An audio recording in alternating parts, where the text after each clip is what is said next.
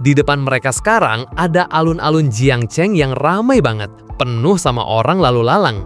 Su King tiba-tiba nunjuk ke arah patung di tengah lapangan, persis di samping pohon besar. "Lihat tuh patung," katanya sambil nyeret Jiang He buat nyebrang jalan lewat jembatan Dalu. Abis nyebrang, mereka belok kiri, jalan lurus, tiba-tiba Su King berhenti di depan sebuah toko. Dia ngeliat Jiang He sambil senyum tipis. "Ini dulu tempat kamu kerja. Sekitar 2 tahun lalu, kamu jualan arak di sini." Wajah Jiang He langsung kelihatan kaget, kayak, "Hah? Aku ngapain di situ?" Tapi Su King lanjut ngebocorin, "Ya ampun, masa nggak ingat? Sini, biar ku ingetin masa lalumu." Dan bener aja, Jiang He kayak ketusuk memori lama. Dia manggut-manggut pelan. Su King langsung ngingetin lagi, "Sekarang kamu inget kan? Jadi nanti kalau jalan sendiri, kamu udah tahu rutenya." Jiang He bilang ingat, walau ekspresinya kayak masih loading. Malah dia nyeletuk, "Boleh nggak aku masuk dulu buat lihat-lihat?" Tapi Su King buru-buru nolak dan narik dia menjauh. Penasaran itu bagus, tapi tempat ini bener-bener terlarang. Makin misterius aja. Mereka lanjut jalan lagi. Setelah beberapa lama, Su King nanya dengan nada lembut, "Kamu lapar nggak? Gimana kalau makan barbeque sepuasnya?"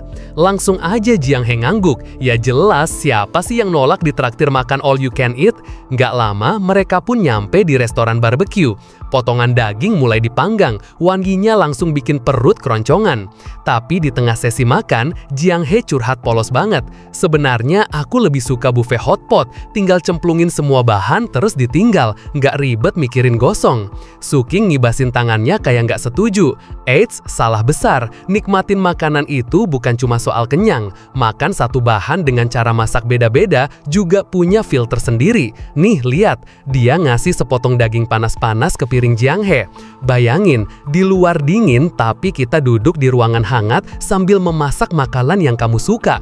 Itu yang namanya kenikmatan, kayak pengalaman gandengan tangan. Cie, ada kode keras tuh. Mereka pun makan dengan lahap. Setelah kenyang, barulah mikirin dessert. Jiang He tiba-tiba taruh sumpitnya, bikin Su King bingung. Kenapa? Udah kenyang?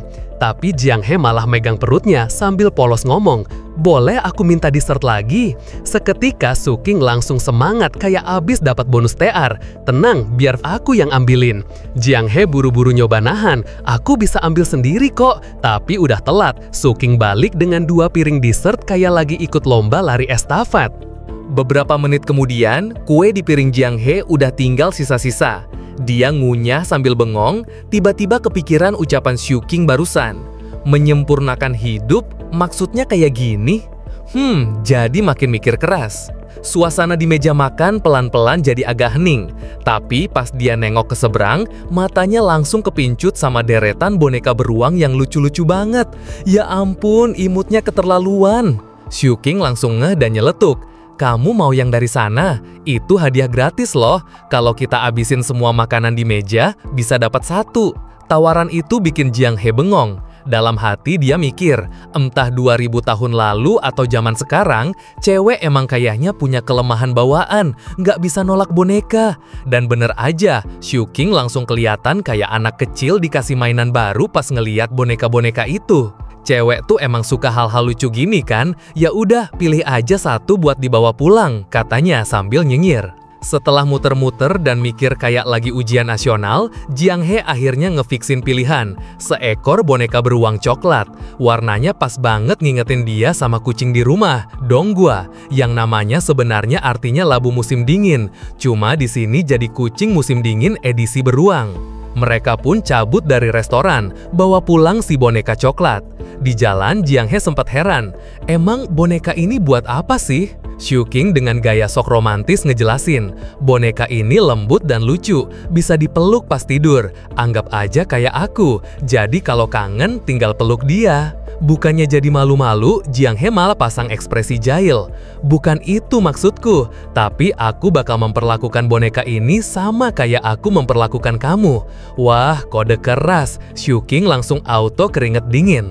Setelah semua drama boneka, masih ada 1 agenda terakhir buat nyempurnain hari itu. Su King noleh sambil usul, "Bioskopnya agak jauh, mending jalan kaki aja sekalian. Lumayan buat bakar kalori daging yang tadi kita hajar." Ya, sekalian hemat duit lah. Jiang He pun setuju. Tapi di tengah jalan, Shuking tiba-tiba nyeletuk. Kalau kamu pacarnya cowok kaya, pasti sekarang udah ngerengek capek jalan. Ucapan itu langsung bikin Jiang He bengong. Polos banget. Apa kakiku ada yang salah? Dan apa itu ngerengek? Shuking cuma bisa geleng-geleng. Akhirnya dia ambil inisiatif demo. Tiba-tiba dia pura-pura drama. Aduh, aku nggak kuat jalan lagi. Dengan gaya ala sinetron FTV. Sayangnya Jiang He malah makin bingung. Ini orang ngapain sih? Abis selesai acting receh, Shuking seneng banget kayak abis dapet nilai 100. Nah, gitu caranya. Kamu mau coba? Tapi belum sempat ketawa puas, dia malah dapat tatapan dingin dan membunuh dari Jiang He. Tatapan maut itu bikin Shuking otomatis mundur selangkah. Wah, KW, ini bukan tatapan pacar manja, tapi tatapan kayak predator nemu mangsa.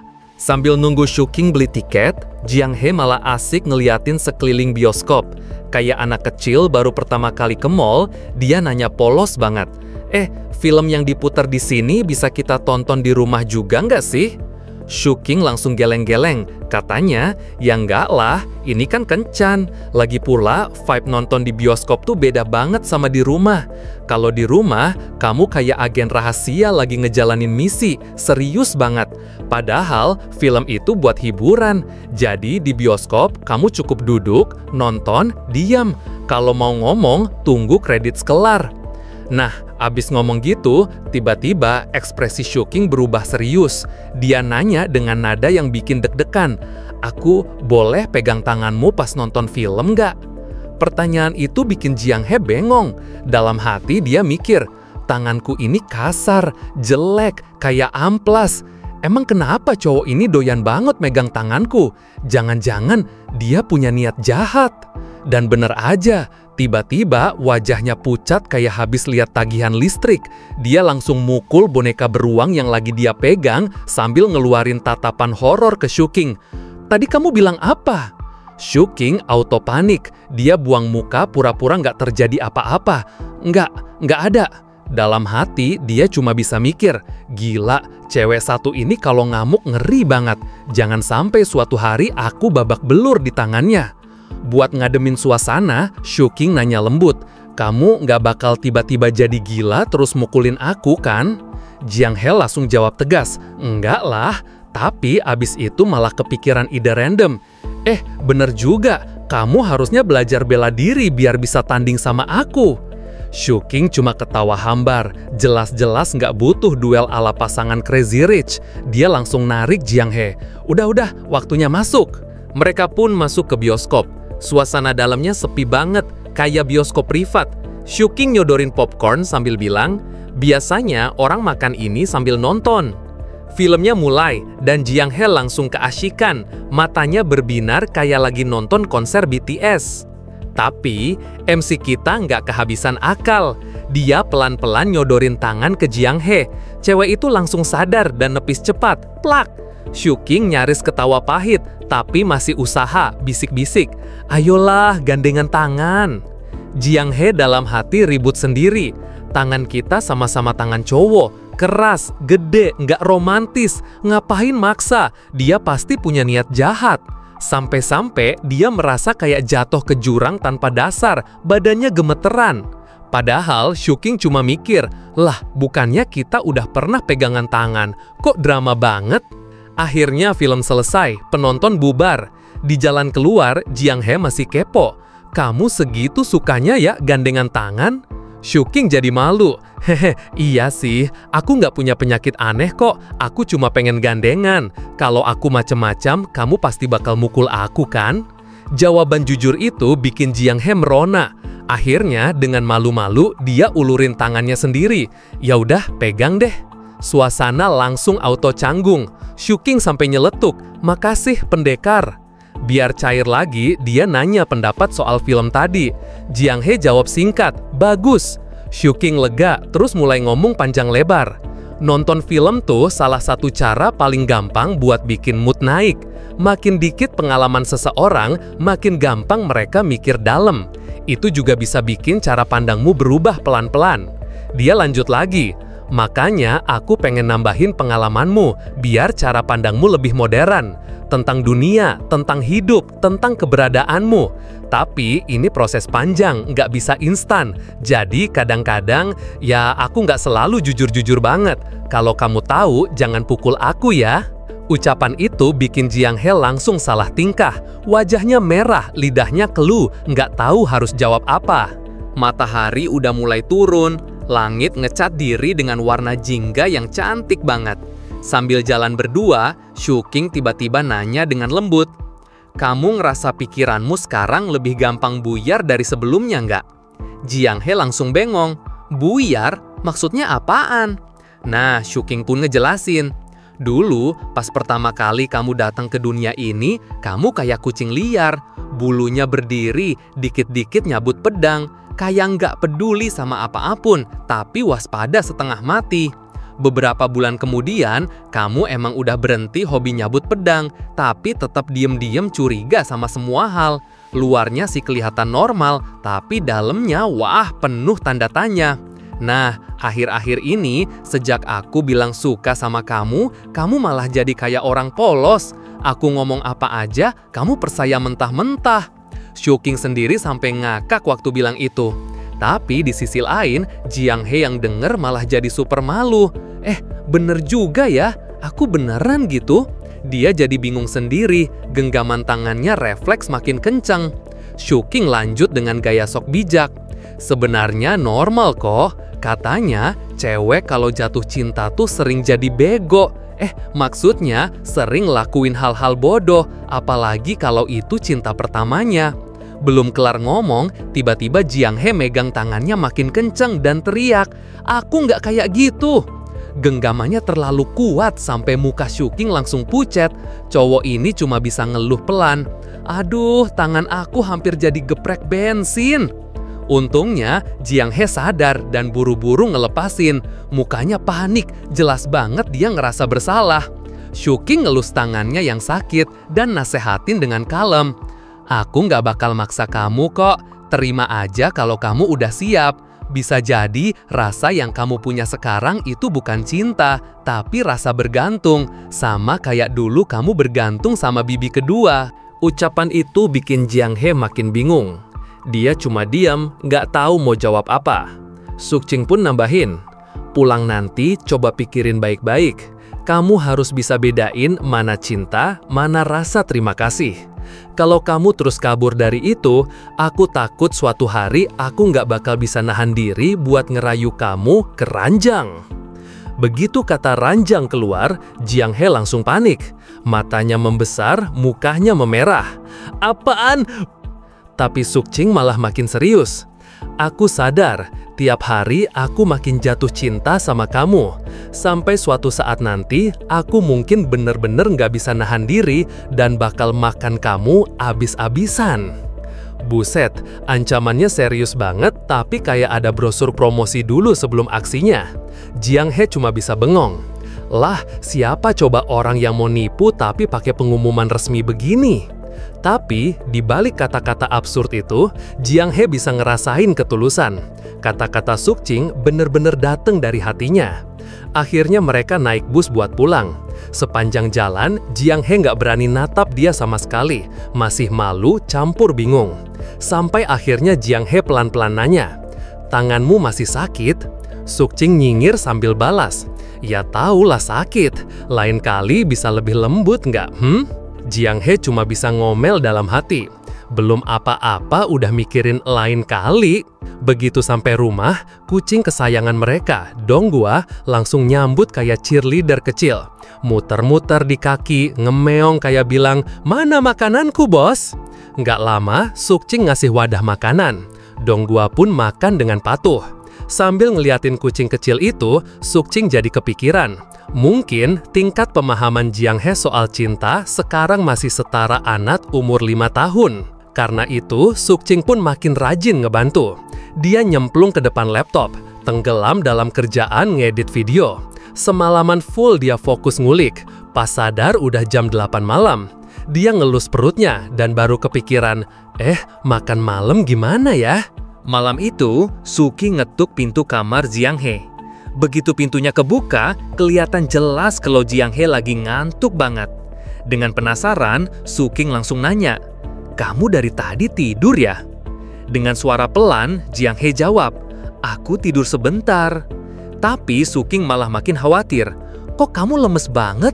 Jangan-jangan sakit?" Refleks, dia langsung ngulurin tangan buat ngecek dahi Jiang He.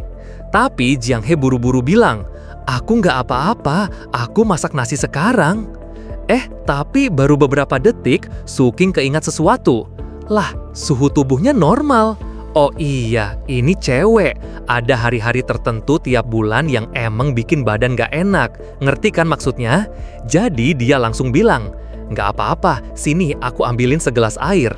Dia buru-buru nuangin air hangat, terus kasih ke Jiang He sambil nasehatin, "Minum air hangat yang banyak ya."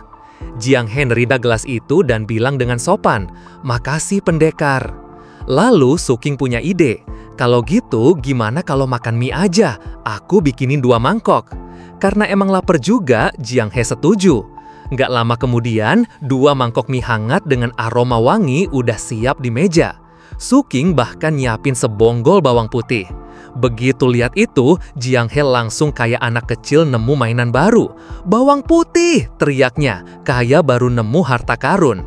Suking cuma nyengir, "Iya, aku makan bawang merah sama bawang putih."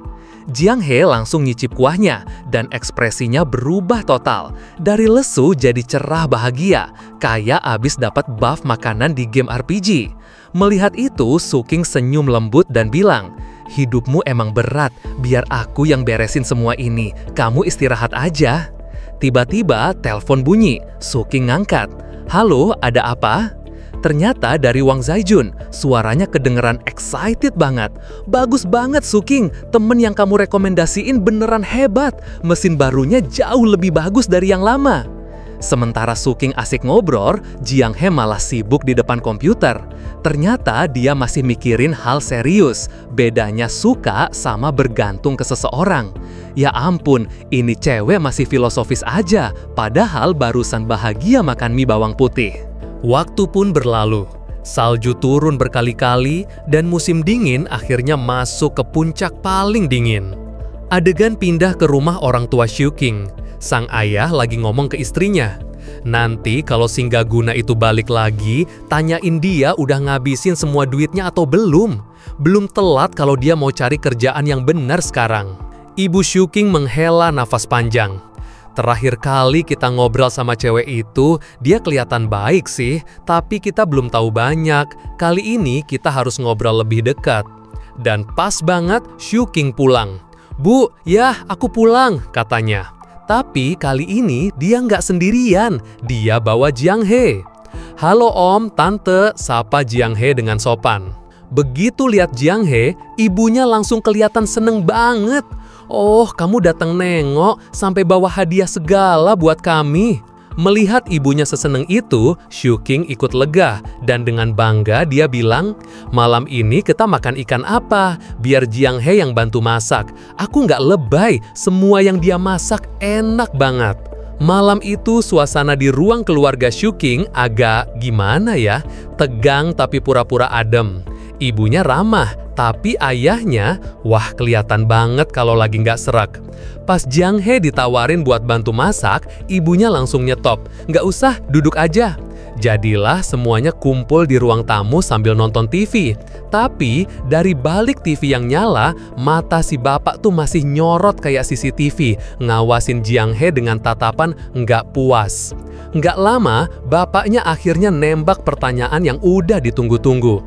"Kerjaannya Jiang He apa sih? Kemarin kita ketemu belum sempat nanya." Suking langsung ingat instruksi sebelumnya. "Apapun yang orang tuaku tanya, jawab aja jujur, jangan ngeles." Jadi Jiang He pun jawab dengan super teknis. "Saya pakai integrasi papan sirkuit dan mikroprosesor, terus nyambungin layanan jaringan lewat modem buat pertukaran informasi. Saya pakai situs web buat komunikasi kecepatan tinggi sama pengguna lain." Bapaknya bengong, dia sama sekali nggak ngerti, tapi tetap pasang ekspresi kagum. Wah hebat, jauh lebih baik dari anak ini. Dalam hati si bapak mungkin mikir, nggak ngerti sih, tapi kedengerannya pinter banget. Udah cukup lah buat nipu kuping tua ini. Suking buru-buru ngasih kode. Iya ya, dia kerja keras banget kok. Tapi ya, bapaknya nggak gampang puas. Dia nanya lagi, kalau gitu, biasanya kamu ngapain di perusahaan? Dan Jiang He malah nambahin jawaban absurd lain. Saya pakai kombinasi karakter sama angka buat nemuin koordinat, terus gerakin mouse buat interaksi sama pengguna lain. Lah, makin nggak ngerti lah bapaknya. Tapi tetap aja, kedengerannya wah banget. Sampai bapaknya mikir, anak ini dapat pacar kayak gini, wah hoki seumur hidupnya udah dipakai abis. Tapi ya, tetap bapak adalah bapak. Ujung-ujungnya nasihat klasik keluar juga. Kalau kamu bisa kerja di perusahaan, itu jauh lebih baik. Bikin video tuh pendapatannya nggak stabil, cukup buat makan sekarang, tapi apa bisa ngehidupin kamu seumur hidup? Dan di sini Suking langsung nyaut, ngegas dikit. Kenapa harus ngehidupin seumur hidup? Bapaknya makin manas. Terus kamu rencananya gimana buat masa depan? Suking dengan penuh percaya diri jawab, ya jelas stabil dong. Pertama kerja, terus buka perusahaan, abis itu go public. Waktu itu aku bakal jadi CEO perusahaan besar. Ayah otomatis jadi bapaknya ketua. Hidup kita makmur, semua orang hormat.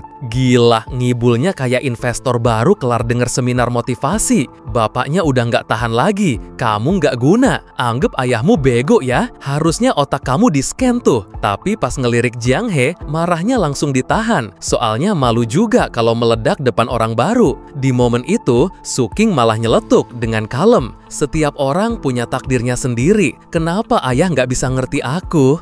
Tiba-tiba dia keinget sesuatu, terus lari ke kamar. Aku ingat, dulu ibu bawa aku ke peramal. Katanya, anak ini nggak cocok jadi pejabat. Dia cuma suka seneng-seneng, jangan bias, tapi tegas, berani, energik, dan punya empati sama yang lemah. Karakternya macan. Terus Suking senyum tipis, agak nyebelin gitu. Lihat kan ya, ini takdir, nggak bisa diubah. Jadi kerja di perusahaan tuh emang nggak cocok buatku. Setelah nunjukin kertas ramalan tadi, Suking langsung buru-buru motret pakai HP. Bapaknya bengong, ngapain kamu foto? Dengan santai Suking jawab, ya jelas buat cadangan lah, aku juga harus nunjukin ke Jiang He. Bapaknya langsung geleng-geleng kepala. Astaga, kamu percaya juga sama beginian? Itu peramal pasti cuma nulis ngasal. Soalnya dari kecil juga kelakuanmu udah jelas, hampir berandalan, hobinya mabuk sama berantem. Ujung-ujungnya, aku juga yang harus turun tangan ngedidik kamu. Suking langsung ngegas. Aku tuh disiplin bukan karena ayah. Aku udah gede, berubah sendiri. Semua orang kan punya masa-masanya. Yap, debat klasik bapak anak yang kayaknya nggak bakal tamat sampai akhir hayat. Untung ibunya langsung turun tangan jadi wasit. Udah-udah, jangan ribut. Anak orang masih di sini loh. Si bapak akhirnya kesel, cabut masuk kamar. Ibunya buru-buru nenangin Jiang He. Jangan dipikirin ya, bapak anak itu emang suka bercanda. Canda yang hampir lempar sendal. Ya udahlah, biarin. Belum sempet Jiang He nyaut, Suking tiba-tiba nyeletuk manggil namanya. Terus, jebret, langsung nyumpelin jeruk ke mulut Jiang He. Jiang He yang polos cuma bisa merah muka. Nggak lama, sepiring jeruk tandas. Habis itu, Suking tiba-tiba iseng lagi. Kali ini megang tangan Jiang He. Dia liatin serius, kayak lagi baca buku pelajaran. Dalam hati dia bingung sendiri. Loh, tangannya biasa aja kok. Kenapa genggamannya sekuat ini? Jangan-jangan ada ilmu bela diri internal? Jiang He makin heran. Kenapa sih dia doyan banget mainin tanganku? Apa serunya? Tapi lama-lama malah penasaran juga. Ngeliat Jiang He pasang ekspresi aneh, Suking nanya, "Kenapa?" Jiang He balas pegang tangannya. "Sini, aku lihat tanganmu." Dia natap tangan Suking. Tangannya jelas lebih besar, kukunya rapi, telapak tangannya keras dan kuat. Tapi tetap aja dia mikir, apa sih bagusnya diliatin beginian? Suking malah godain, "Jangan-jangan kamu bisa baca garis tangan?" Jiang He langsung sadar keceplosan, panik, buru-buru narik tangannya lagi. Enggak, aku nggak bisa kok." Ketahuan panik kayak orang abis salah ngirim chat ke grup keluarga. Belum selesai drama tangan-tanganan itu, Suking malah lari ke dapur dan nyeletuk ke ibunya. "Bu, sebentar lagi tahun baru. Gimana kalau aku ajak Jiang He pulang buat dikenalin ke semua keluarga? Kita rayain bareng-bareng." Ibunya nengok sebentar, terus nanya dengan santai, "Loh, emang dia nggak pulang ke rumahnya sendiri?" Suking dengan enteng bilang ke ibunya, "Kan udah ku bilang, Bu, Dia sebatang kara, nggak punya saudara sama sekali. Ibunya langsung noleh, kaget banget. Hah? Kukira kamu bercanda. Suking jawab santai, mana ada aku bercanda soal beginian. Nah, dari raut wajah ibunya, jelas banget kalau ini kabar dianggap, wah jackpot. Dia buru-buru matiin kompor, terus bilang, kalau gitu bawa aja dia pulang bareng kamu, biar ibu bisa lihat calon menantu ibu. Oh iya, duitmu cukup nggak buat jajan sekarang? Suking dengan pede jawab, cukup kok bu, jangan khawatir. Yang penting ibu jaga diri baik-baik aja. Ibunya langsung pasang mode, awas kebanyakan ngomong. Udah, bawa makanan ini ke atas. Ya udah, anaknya langsung manut kayak bocil disuruh angkat galon. Setelah makan malam selesai, tibalah saatnya pamit. Bu, yah kami pulang sekarang. Tiba-tiba, duk, sebuah kentang jatuh dari tas tangan Jiang He. Iya, kentang random nongol di momen pamitan, bikin pasangan tua itu auto curiga. Mereka berdua mendekat sambil ngeliatin benda bulat itu. Loh, ini apa? Kenapa cewek ini bawa kentang di tasnya? Situasi awkward banget. Untung Suking otaknya jalan cepat. Dia langsung ngeles. Itu karena horoskop Jiang He kekurangan elemen tanah. Jadi kentang dipakai sebagai jimat pelindung buat nambahin energi tanah. Terus dengan santai dia masukin lagi kentang itu ke tas Jiang He. Kan kentang tumbuh di dalam tanah, jadi bisa gantiin tanah asli biar praktis, nggak kotor juga. Ya jelas dia nggak bisa bilang yang sebenarnya kalau kentang itu barang darurat buat jaga-jaga kalau Jiang He tiba-tiba mental balik ke 1000 tahun lalu. Bisa gawat kalau kebongkar. Ibunya malah antusias. Kalau gitu, mulai sekarang ibu bakal sering masakin kentang buat kalian. Dimakan langsung pasti lebih manjur. Belum sempet Jiang He nolak, Suking udah potong dengan santainya. Iya bu, dia emang doyan banget kentang. Jiang He cuma bisa bengong, terus akhirnya nunduk dan bilang makasih dengan malu-malu. Speechless banget, kayak orang dipaksa setuju beli paket kuota mahal di counter. Ibunya cuma senyum hangat. Gadis ini pasti gugup, persis aku dulu waktu pertama kali ketemu neneknya Suking. Akhirnya mereka pamit lagi dengan sopan. Bu, yah kami pulang sekarang. Ibunya ngingetin, hati-hati ya, di luar gelap. Dua sosok itu pun pelan-pelan menghilang di kejauhan. Pasangan tua itu balik ke kamar, tapi cuma si ibu yang kelihatan berbinar-binar. Dalam hatinya, dia yakin anaknya dan gadis itu cocok banget. Semoga aja mereka bisa terus bareng sampai nanti. Salju di luar makin deras turun, kayak efek filter estetik ala drama Korea. Suking dan Jiang He jalan bareng pulang, dingin-dingin romantis gitu. Tiba-tiba, Jiang He nanya hal random tapi dalam banget. Gimana sih rasanya suka sama seseorang? Suking diam sebentar, mikir. Terus dia jawab, kalau kamu suka sama seseorang, tanpa sadar kamu pengen terus dekat sama dia. Berusaha sekuat tenaga buat dapetin hatinya. Kayak, kalau kamu lihat kue yang enak banget di etalase, pasti kamu rela keluar duit buat beli. Nah, itu contoh suka yang paling murni. Analoginya simple, tapi ya lumayan bikin nyangkut. Tapi Jiang He nimpalin lagi. Terus gimana kalau nggak mampu? Suking kebayang langsung, Jiang He lagi natap kue dengan tatapan sendu. Terus dia kerja lembur buat bisa beli. Jadi dia jawab, ya kalau gitu kamu harus kerja keras buat cari duit. Itu juga bentuk usaha. Soalnya, suka sama seseorang tapi nggak mau usaha tuh, bukan suka namanya. Suking terus ngeluarin napas, kelihatan jelas uap putih keluar karena dingin. Dia jujur aja ngomong, aku nggak mau bohong sama kamu, aku suka kamu, tapi kalau kamu nggak suka aku atau pengen pergi, ya udah, aku hargain pilihanmu. Abis ngomong, dia miringin kepalanya, senyum ganteng dikasih bonus, terus nambahin, berusaha sekuat tenaga tanpa ngarepin balasan, itu artinya aku lagi ngejilat kanu. Langsung sadar kalimatnya bisa ambigu, buru-buru dia klarifikasi. Bukan arti harfiah kayak yang kamu pikir ya. Jiang He langsung ngerutin kening, penuh keraguan. Dalam hatinya dia mikir, kok kayaknya yang dia omongin itu bohong manis, nggak sesimpel itu. Apalagi tiap kali Suking megang tangannya, dia nggak pernah ngerasa itu sekedar genggaman biasa. Suking malah makin nyebelin, pura-pura ngasih jempol sambil senyum usil. Kadang, sengaja ngebolehin diri ketipu juga bentuk sayang loh.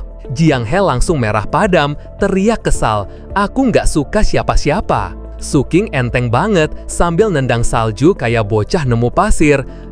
Aku kan cuma ngomongin konsep umum soal suka, bukan bilang kamu suka sama aku. Tapi kalimat itu justru bikin Jiang He makin ngamuk. Mukanya memerah, nafasnya ngos-ngosan, bahkan sarung tangan kelinci di tangannya kayak ikut marah. Akhirnya dia ngeloyor pergi, gak ngeliat Suking lagi. Tapi dalam hatinya, Jiang He diam-diam introspeksi. Tangannya yang tadi digenggam Suking masih anget. Dia mikir, kalau ini yang namanya suka, aku suka pas dia megang tanganku. Terus aku suka apanya dari dia? Pikirannya muter. Mulai dari pas Suking ngeringin rambutnya, pas dia ngoceh jawab pertanyaan random, pas masakin sup, sampai masakin mie. Lama-lama, matanya melebar, kayak baru sadar sesuatu. Mukanya merah banget, terus dalam hati dia teriak, "Aku suka pas dia megang tanganku." Mereka masih jalan bareng, dan tiba-tiba Jiang He nanya lagi, "Kalau gitu, apa itu cinta?" Suking sempat kaget. Lah, sejak kapan nih anak jadi filsuf dadakan? Tapi ya dia tetap senyum dan ngejawab, cinta itu pas dua orang ngabisin waktu bareng buat saling kenal, sampai akhirnya dua hati mereka jadi satu. Pertanyaan belum selesai, Jiang He lanjut lagi, dan boneka kelinci di tangannya malah nyala pink, nunjukin moodnya. Dia nanya serius banget, terus rasanya gimana? Suking yang emang dasarnya tukang goda malah makin usil. Dia nunjuk pipinya sendiri terus bilang, "Kalau kamu cium aku sekali, kamu bakal langsung tahu. Mau coba?" Jiang He langsung panik, malu sekaligus kesel, terus muter badan sambil ngomel, "Kamu kira aku bakal percaya?" Pas banget, taksi yang mereka pesan berhenti di depan. Suking masih pasang muka usilnya dan bilang santai, "Tergantung kamu mau ditipu atau enggak." Abis ngegoda, dia masuk ke taksi dengan ekspresi nyebelin khas cowok ganteng ngeselin sambil manggil Jiang He, "Ayo pulang." Begitu mereka nyampe rumah, Suking langsung sibuk nyari-nyari saklar lampu. Klik, lampu nyala, sementara Jiang He baru aja selesai ganti sepatu. Suking lepas syalnya, buang nafas panjang, kelihatan capek banget. Dalam hati dia mikir, hari ini aku belum kerja sama sekali, harus nyempetin buat revisi naskah film. Akhirnya dia rebahan di sofa, buka laptop, langsung lanjut kerja. Nggak lama, Jiang He ikutan duduk di sebelahnya. Mukanya agak sedih, tapi tangannya sibuk megang kentang kayak lagi nemu mainan baru. Lalu dengan nada serius dia nanya, "Kamu pernah kepikiran nggak? Gimana kalau aku tiba-tiba balik ke masa lalu?" Pertanyaan random jam segini, siapa yang nggak kaget coba? Suking sampai berhenti ngetik. Dia sempat diam, terus nunduk, wajahnya kelihatan ada rasa kehilangan. Tapi dia malah ngejawab enteng, "Kalau kamu balik, kamu bakal jadi tokoh sukses di zaman itu. Selama bisa nanam kentang dan hasilmu nggak dicuri orang, kamu pasti dicatat di buku sejarah, dikasih gelar, terus jadi tuan tanah kaya raya." Sayangnya, itu bukan jawaban yang Jiang He pengen. Cewek ini langsung nembak, "Aku bukan nanyain soal itu, aku nanya soal kamu. Apa rasa suka itu bakal jadi sia-sia?" Nah, ini baru bikin Suking bengong. Dia berhenti ngetik, natap ke atas, lalu jawab pelan, "Suka sama seseorang itu tindakan gak rasional." Terus dia nyender ke arah Jiang He, pipinya udah memerah, tapi tetap senyum. "Aku nggak bisa tiba-tiba berhenti suka sama kamu, cuma gara-gara mikir suatu hari nanti kamu mungkin bakal ninggalin aku." Pernyataan blak-blakan ini langsung bikin Jiang He kaget. Pipinya merah merona kayak habis lari keliling lapangan 10 putaran. Suking nyibakin rambut di dahinya, tatap mata Jiang He, lalu ngomong tulus banget, "Lagian, apa hubungannya kamu pulang dengan aku suka kamu? Kenapa nggak nikmatin aja sekarang, daripada ribet mikirin masa depan? Toh sekarang kamu ada di depan aku. Takdir kayak gini tuh susah banget didapatin." Jiang He jadi salah tingkah, dia nyelipin lirikan ke samping, terus ngomong keras kepala, "Ini tuh nipu atau ngancam aku?" Suking malah ketawa dan santai jawab, "Selama kamu belum mukul aku, itu nggak dihitung." Terus dalam bayangannya, dia udah berasa kayak burung merak megarin ekornya. Kayak burung merak yang lagi pamer bulu pas PDKT, "Aku juga pengen nunjukin ke kamu kalau aku bakal baik sama kamu." Kalimat manis yang satu ini jelas kena sasaran. Jiang He langsung ngegas bilang dia nggak tahu malu, tapi wajahnya udah merah banget, matanya sampai kabur, dan tangannya tanpa sadar ngeremes boneka beruang kayak mau disobek dua. Suking makin seneng malah nimpalin, "Bener, aku emang nggak tahu malu." Jiang He udah mau meledak saking malunya. Dia sampai neken kepala boneka beruang itu ke bawah terus teriak, "Dasar masum!" Bukannya berhenti, Shuking dengan muka penuh dosa malah jawab, "Bener, aku emang mesum." Dan saat itulah Jiang He diam, tapi auranya berubah. Wajahnya makin gelap kayak panci gosong, badannya gemeteran nahan marah, pelukan ke boneka makin kencang, lalu jereng, matanya berkilat merah kayak karakter di anime pas mau transformasi. Dengan semua tenaga yang dia punya, Jiang He langsung nyundul kepala Shuking. Sundulan maut ini sukses bikin si cowok pingsan seketika. Nggak ada maaf atau khawatir, dia langsung berdiri, mendengus dingin, terus masuk ke kamar sambil banting pintu. Tanda marahnya masih level dewa. Sementara itu, kucing Dongguan naik ke sofa, nyamperin Shuking yang masih terkapar. Untungnya dia cuma bisa mikir, mau kamu suka atau benci aku, bahkan kalau mau mukul aku pun aku bisa ngerti. Tapi kenapa harus sundulan kepala sih? Untung kamu belum belajar jurus kepala besi. Besok paginya, suasana di ruang tamu udah kayak film wuxia. Jiang He lagi serius banget latihan jurus pedang, gerakannya anggun, benar-benar kelihatan kayak pendekar cewek yang turun dari langit. Setelah selesai, dia nyarungin pedangnya dengan elegan. Tapi ya, alih-alih diam cantik, matanya tiba-tiba berbinar licik. Dan, brak, gagang pedangnya langsung dipakai buat mukul kaki Shuking. Sekali gebuk aja, celananya sampai ngebul sob. Itu tandanya pukulannya keras banget, bukan cuma pajangan doang. Shuking langsung teriak kesakitan, mukanya berubah kayak pelangi lagi error. Tapi Jiang He santai, malah dengan nada galak bilang, "Berdiri tegap." Ya elah, orang yang gak pernah latihan bela diri mana bisa tahan kayak gini. Udah jelas Shuking megap-megap. Dia baru mau protes, tapi Jiang He udah ngangkat pedangnya lagi, ekspresinya serius. "Siniin tanganmu, jangan gerak." Shuking jelas ketakutan. Dia cuma bisa ngomel dalam hati, curiga banget kalau ini sebenarnya dendam kemarin masih ke bawah dan sekarang dia dijadiin samsak balasan. Tapi anehnya, wajah Jiang He malah penuh semangat. Dia bilang, "Bukannya kamu pernah bilang pengen ngelatih badan? Aku ajarin bela diri ya." Shuking langsung pucat. Lah, berdiri aja udah mau pingsan. Sekarang disuruh belajar bela diri. Jelas-jelas itu sama aja kayak daftar mati. Dengan keringat dingin, dia buru-buru nolak. "Nggak usah deh makasih, berdiri gini aja udah cukup." Tapi Jiang He nggak gampang nyerah. Dia maju lagi, suaranya lebih lembut kayak lagi ngebujuk anak kecil. "Kalau kamu bisa bela diri, nanti kamu bisa mukul aku tanpa takut dibales loh." Tentu aja Shuking nggak ketipu. Dia miringin kepala, ngomong dalam hati, "Iya kan, terus nanti aku malah disiksa makin parah." Belum sempat kabur, Jiang He tiba-tiba jongkok. Pedangnya ditaruh di lantai dengan hati-hati. Dia langsung pasang kuda-kuda, matanya fokus kayak master sejati. Sambil ngejelasin, "Lihat baik-baik, ini jurus tangan. Fokusnya di teknik jarak jauh, ditambah kuncian sama bantingan." Tangannya bergerak cepat, angin kencang ke bawah tiap gerakan, telapak tangannya ngibrit, terus ngepal jadi tinju. Urat biru nongol di punggung tangannya. Sekali ayun, tinjunya sampai ngebul, dan dia teriak nama jurusnya, "Kuda terlarang." Shuking langsung pucat, matanya kayak lihat hantu, keringetan di mana-mana. Saking takutnya, dia langsung tiarap di lantai. Kamu ajarin, aku belajar, sumpah." Dia bangun lagi sambil berlutut, mukanya melas banget, matanya berkaca-kaca kayak anak anjing lagi minta maaf. Tangannya ditangkupin, suaranya lirih. "Tapi dada aku masih sakit gara-gara sundulan kemarin, bisa besok aja latihannya." Ngeliat Shuking yang udah kayak gitu, Jiang He akhirnya nyerah. Dia berdiri, nadanya datar. "Kalau gitu besok aja, aku mau bikin sarapan sekarang." Dia langsung masuk ke dapur, nutup pintu, dan gak nunjukin ekspresinya. Tapi pas kepalanya sedikit terangkat, sudut bibirnya naik, pipinya merah kayak abis jatuh cinta. Dalam hati dia mikir, "Menurutku, Shuking punya bakat bela diri. Kalau nanti dia udah bisa ngalahin aku, dia nggak perlu lagi nanya pendapatku. Dia cuma perlu ngalahin aku sekali, dan aku bakal terpaksa nurut." Dan mikirin itu aja udah bikin matanya berbinar penuh semangat. Sial, ternyata dalam hati, Jiang He malah berharap banget suatu saat dia yang bakal ditaklukin Shuking.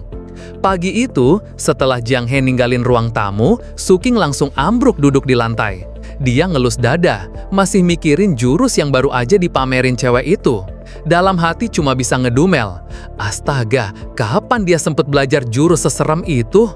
Belum sempet napas lega, tiba-tiba kepala Jiang He nongol dari dapur, kayak hantu di film horor.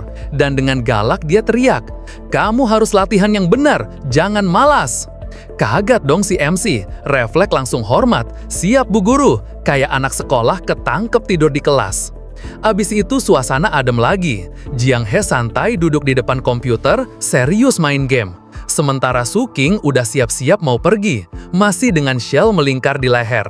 Sebelum cabut, dia sempat ngingetin, "Aku pergi dulu ya, mungkin pulangnya agak malam. Kalau ada apa-apa, telepon aku. Jangan pernah buka pintu buat orang asing." Abis ngomong gitu, dia tiba-tiba megang tangan Jiang He, genggam erat. Seketika cewek itu langsung beku di tempat, mukanya merah sampai ke kuping, kayak ketahuan gebetan waktu lagi stalking IG. Ekspresinya sombong banget, tapi pas Jiang He sadar dan siap marahin, si cowok udah keburu kabur ke pintu. Sambil ketawa ceria, dia pamit, "Aku pergi, jaga rumah ya Nyonya Pendekar."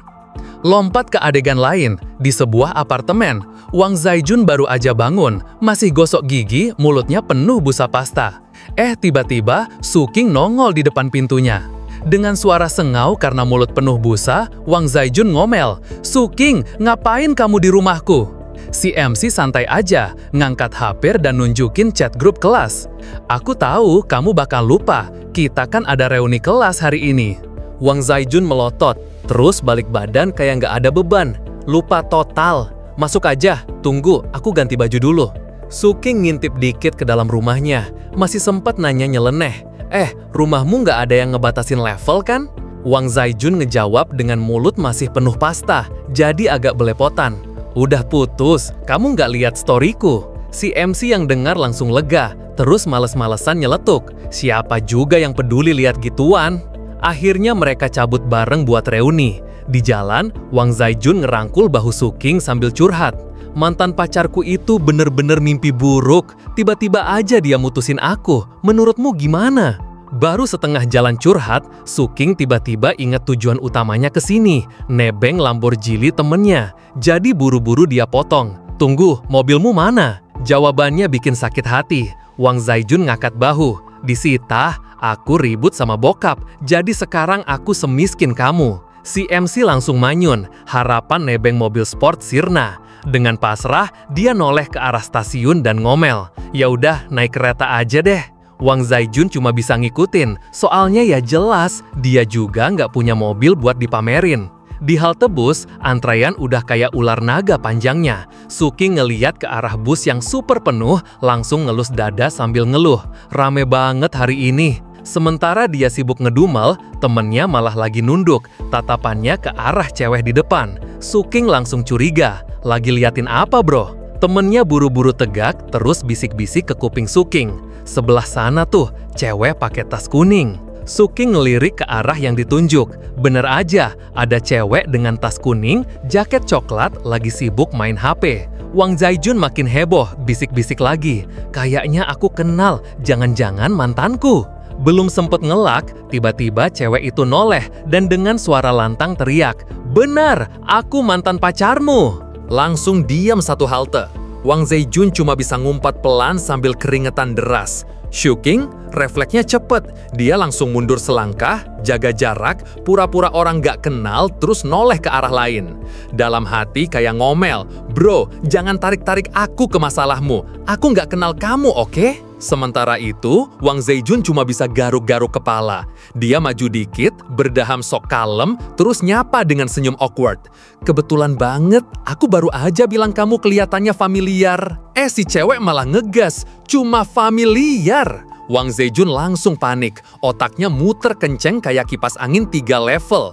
Matanya geser dari atas ke bawah, berhenti di tas cewek itu. Ada kuas cat nongol. Dengan cepat dia nyeletuk, "Aku inget, kamu jago ngelukis kan?" Hoki banget, ceweknya agak reda meskipun masih dingin. "Oh, setidaknya kamu masih ingat sebanyak itu." Wang Zejun langsung lega, ngeluarin nafas kayak balon kempes. Tentu aja, ya udah jangan bahas masa lalu deh. Kamu gimana kabarnya sekarang? Mantan pacarnya yang tadi meledak-ledak sekarang malah santai. Suaranya lebih kayak teman lama ketemu, bukan mantan. Baik-baik aja, makan enak, badan sehat. Kamu sendiri kelihatannya nggak begitu baik. Dengan jujur, Wang Zejun jawab, ya emang lagi nggak baik-baik aja. Cewek itu lanjut nanya, sekarang mau kemana? Shu King yang dari tadi cuma jadi penonton, sekarang matanya melotot. Dalam hati mikir, seriusan, gimana bisa mereka ngobrol harmonis kayak gini setelah putus? Tatapan mereka tuh, aduh, masih ada vibes pacaran. Dan buat Shu King, itu sama aja kayak dipaksa makan dog food, alias makanan anjing. Istilah buat orang yang harus nontonin kemesraan orang lain. Dia langsung manyun, cemberut, jijik sendiri. Karena nggak tahan sama adegan romantis murahan itu, Shu King buru-buru ngeluarin HP. Kepikiran deh sama si pendekar di rumah. Dia buka chat Jiang He nyari hiburan.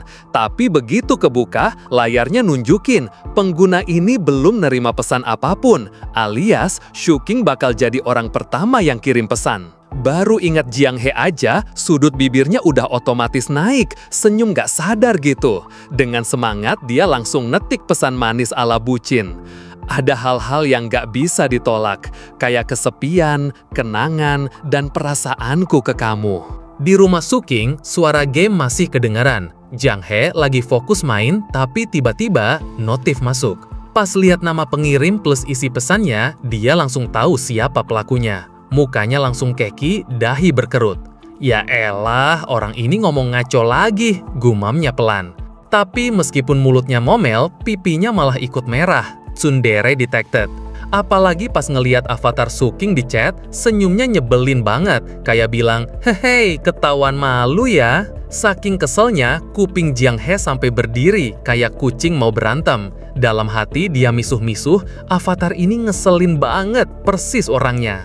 Akhirnya, dengan sedikit malu-malu, Jiang He ambil HP terus ngetik pelan. Kamu mau kubantuin nyuci baju nggak? Nggak lama, balasan masuk dengan cepat. Mau. Jawaban singkat tapi sukses bikin Jiang He berdiri buru-buru. Dia jalan pelan ke kamar Shu King, buka pintu dikit, nyelipin kepala. Matanya nyari-nyari tumpukan baju, tapi malah sesuatu lain yang bikin dia bengong. Di atas meja ada sepasang sandal, dan itu mirip banget sama sandal Vietnam yang dia pakai pas pertama ketemu Shu King. Jiang He ngambilnya, merhatiin lama-lama. Bukannya dulu dia bilang udah dibuang, jangan-jangan ini sandal punyaku. Begitu yakin itu bener sandalnya, dia langsung panik. Muka pucet kayak baru kena spoiler ending anime. Astaga, jangan-jangan cowok ini suka koleksi barang mantan. Terus kenapa sandal Vietnamku yang disimpan? Di luar kamar, Shu King masih bengong liatin chat barusan. Bibirnya senyum tipis. Dalam hatinya, si pendekar nawarin diri buat nyuciin bajuku. Manis banget. Dia nggak nyadar kalau Jiang He lagi panik setengah mati gara-gara sandal di kamarnya. Tapi kebahagiaan itu nggak lama. Dari belakang, Wang Zejun muncul kayak NPC ngeselin, langsung rangkul Shu King. Mukanya cerah kayak bunga musim semi, bikin Shu King nggak nyaman. Dia cengengesan sambil bilang, kamu duluan aja, aku nyusul, ada urusan mendadak. Dan bener aja, muka Shu King langsung gelap, alisnya ketarik ke tengah, jijik. Turun dari kereta, suasana hatinya udah kacau. Angin dari kereta bawah tanah nyambar, syalnya berkibar dramatis. Vibes-nya kayak ending sinetron jam prime time. Dalam hati dia nyeletuk, ini kan urusan 3 orang, kok ujung-ujungnya aku ditinggal sendirian. Sad banget sumpah.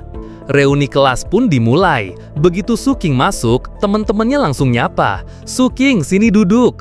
Ada yang nanya, Wang Zejun mana? Kukira kalian bareng. Dengan santai, Shu King buka botol bir buat dirinya sendiri, terus jawab. Dia ketemu mantannya di jalan. Mukanya bucin banget pas pergi nostalgia, jadi kayaknya telat. Temennya yang pakai baju merah langsung nyeletuk.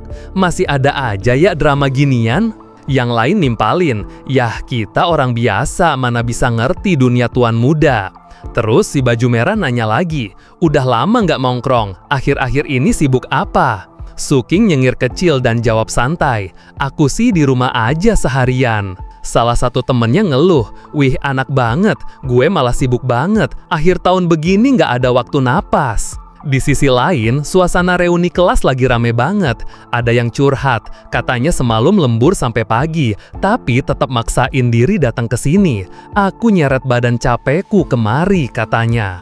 Langsung aja ada yang nyeletuk, "Serius, nyeret badan? Coba deh praktekin biar kita semua ngerti caranya." Ya ampun, ini tongkrongan apa stand up komedi? Semua orang ketawa, suasana jadi cair, tapi beda banget sama Suking.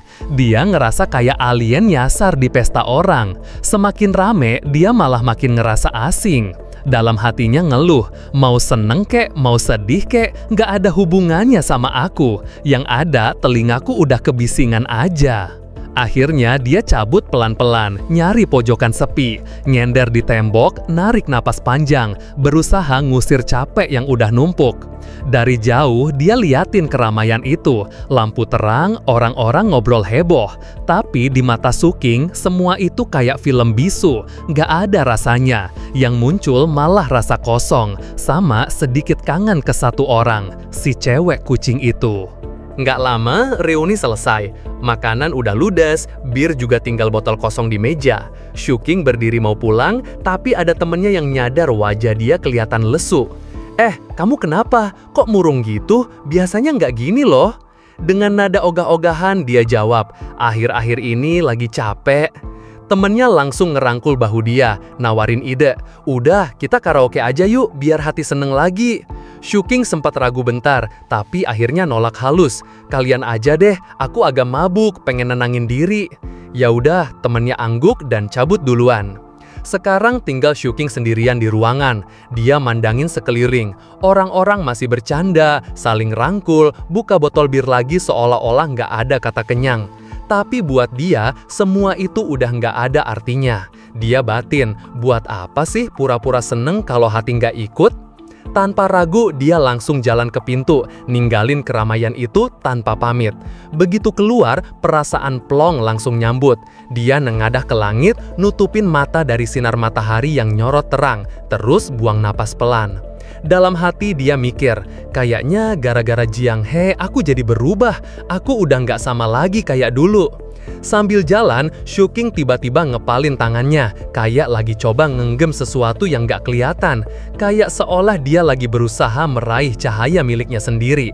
Dan anehnya, cuma kalau mikirin Jiang He, mood dia bisa langsung berubah drastis jadi ceria. Hati yang tadinya berat, tiba-tiba ringan banget. Pas lagi mellow gitu, tiba-tiba HP-nya bunyi, pesan masuk.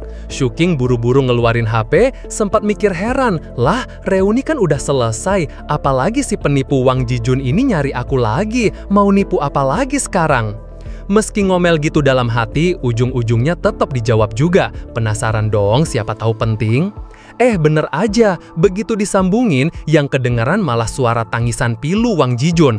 "Tolong aku, Cing," katanya, sampai kedengaran kayak lagi main sinetron. Setengah jam kemudian, Suking udah berdiri di depan pintu hotel. Dia ngetuk beberapa kali dan gak lama pintu kebuka. Wang Jijun nongol dengan gaya yang super mencurigakan. Muka panik, jalan ngendap-ngendap kayak maling, terus cuma pakai handuk di pinggang. Serius, ini temen apa tontonan gratis? Dengan bisik-bisik kayak agen rahasia, dia bilang, "Udah kutungguin dari tadi, cepet masuk."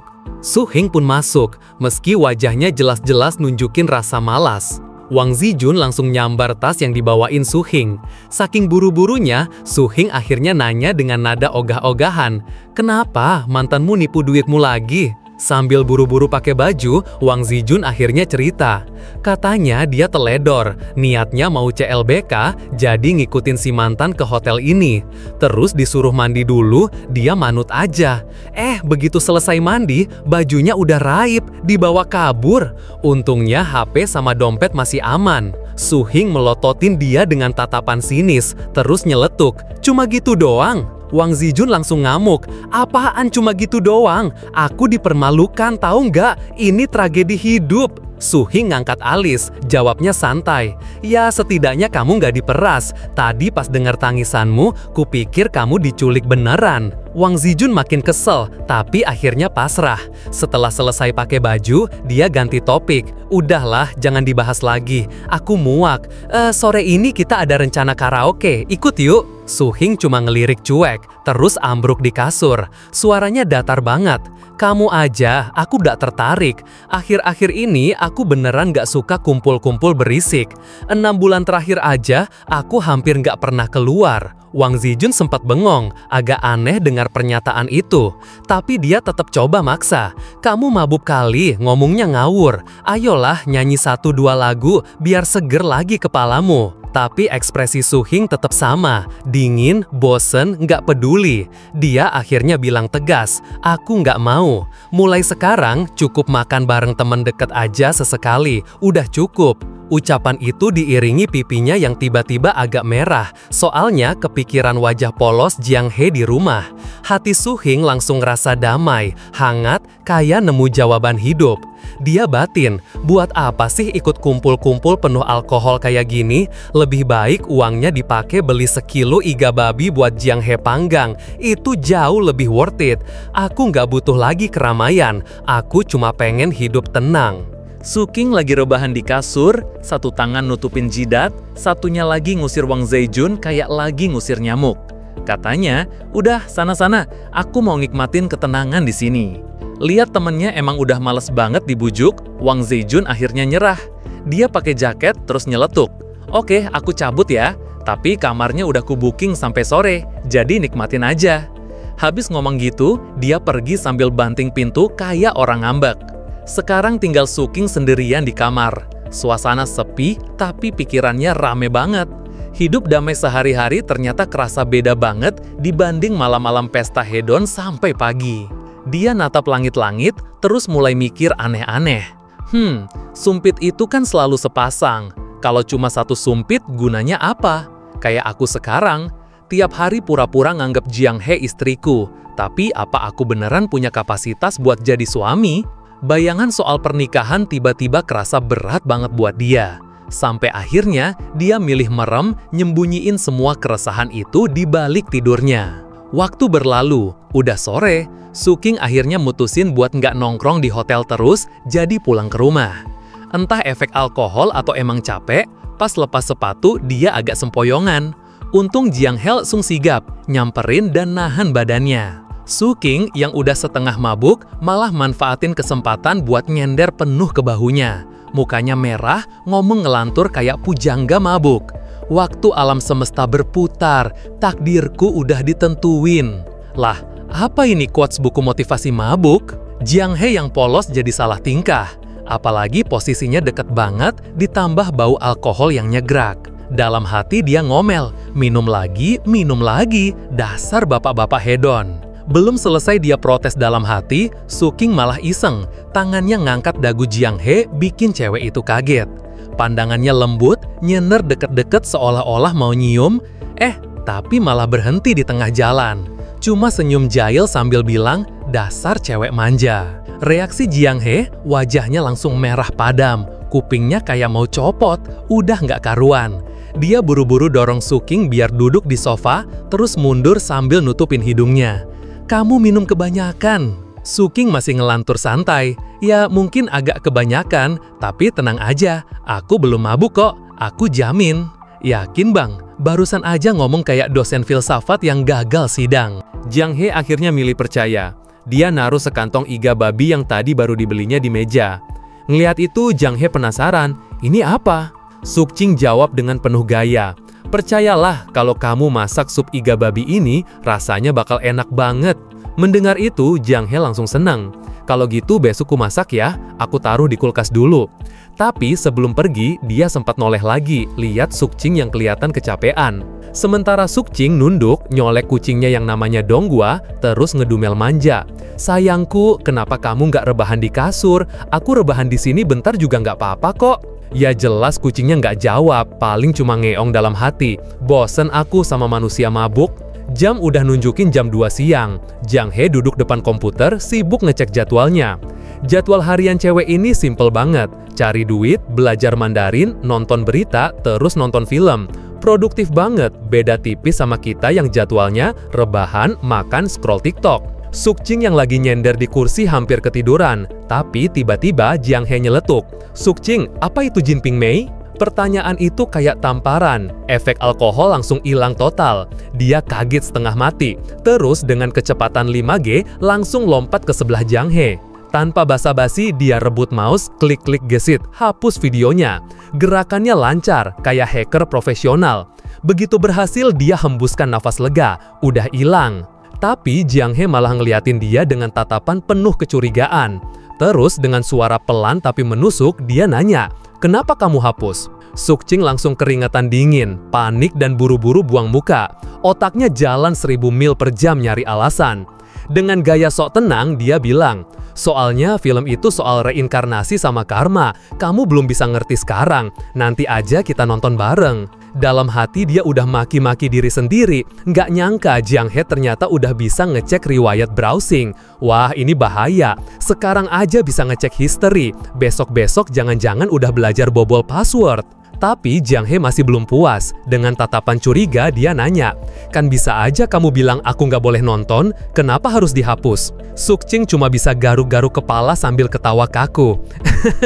"Aku cuma sembunyiin kok, bisa dikeluarin lagi kalau kita mau nonton." Ceweknya diam, jawab pelan, kayak orang percaya tapi setengah hati. Ekspresinya sih lembut, tapi jelas-jelas masih ada keraguan di matanya. Sukjing ngelus dada, mikir, makin lama makin susah ngebohongin cewek ini. Fix, skill detektifnya udah naik level. Beberapa jam kemudian, hari udah gelap. Jiang He nyalain lampu ruang tamu, ngeliat Suking udah ketiduran di sofa. Cewek itu ngambil selimut, berdiri sebentar sambil natap wajah tidur Suking. Setelah itu, dia pelan-pelan nyelimutin cowoknya biar angat. Tapi baru aja selesai, tiba-tiba wajahnya memerah. Dia keinget momen waktu Suking tiba-tiba megang dagunya siang tadi, narik wajahnya deket-deket, auto replay terus di kepala. Malu sendiri, Jiang He sampai kepikiran buat nyoba megang dagu Suking yang lagi tidur. Baru tangannya hampir nyentuh, Suking gerak dikit sambil ngeluarin suara erangan kecil. Jiang He kaget, langsung mundur kayak maling ketahuan. Tangannya buru-buru disembunyiin di belakang, mukanya merah kayak kepiting rebus. Dia langsung kabur ke dapur, niatnya masak buat nutupin rasa malunya. Sementara itu, Suking akhirnya kebangun. Kepala masih agak pusing, dia mijet pelipis sambil mikir udah berapa lama dia tidur. Tiba-tiba, kedengaran suara lembut. Udah bangun?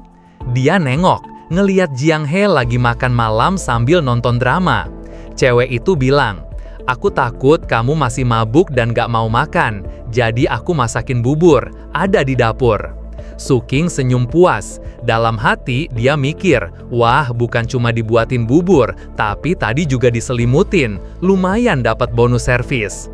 Dia bangkit dari sofa, bawa selimutnya. Tapi pas mau naro, matanya ke distract sama layar komputer. Di sana kelihatan cewek pakai kostum panggung lagi nari bawa pedang, diiringi nyanyian dramatis. Suking berhenti, terus noleh ke Jiang He. Cewek itu masih asik nonton, sampai-sampai lupa makan. Suking nyeletuk. Film Farewell My Concubine ini emang dari zaman kuno, tapi karakter, adat, dan lika-likunya pasti bikin kamu terharu. Walau waktu udah lama lewat, beberapa hal tetap sama. Kata-kata itu bikin Jiang He bengong.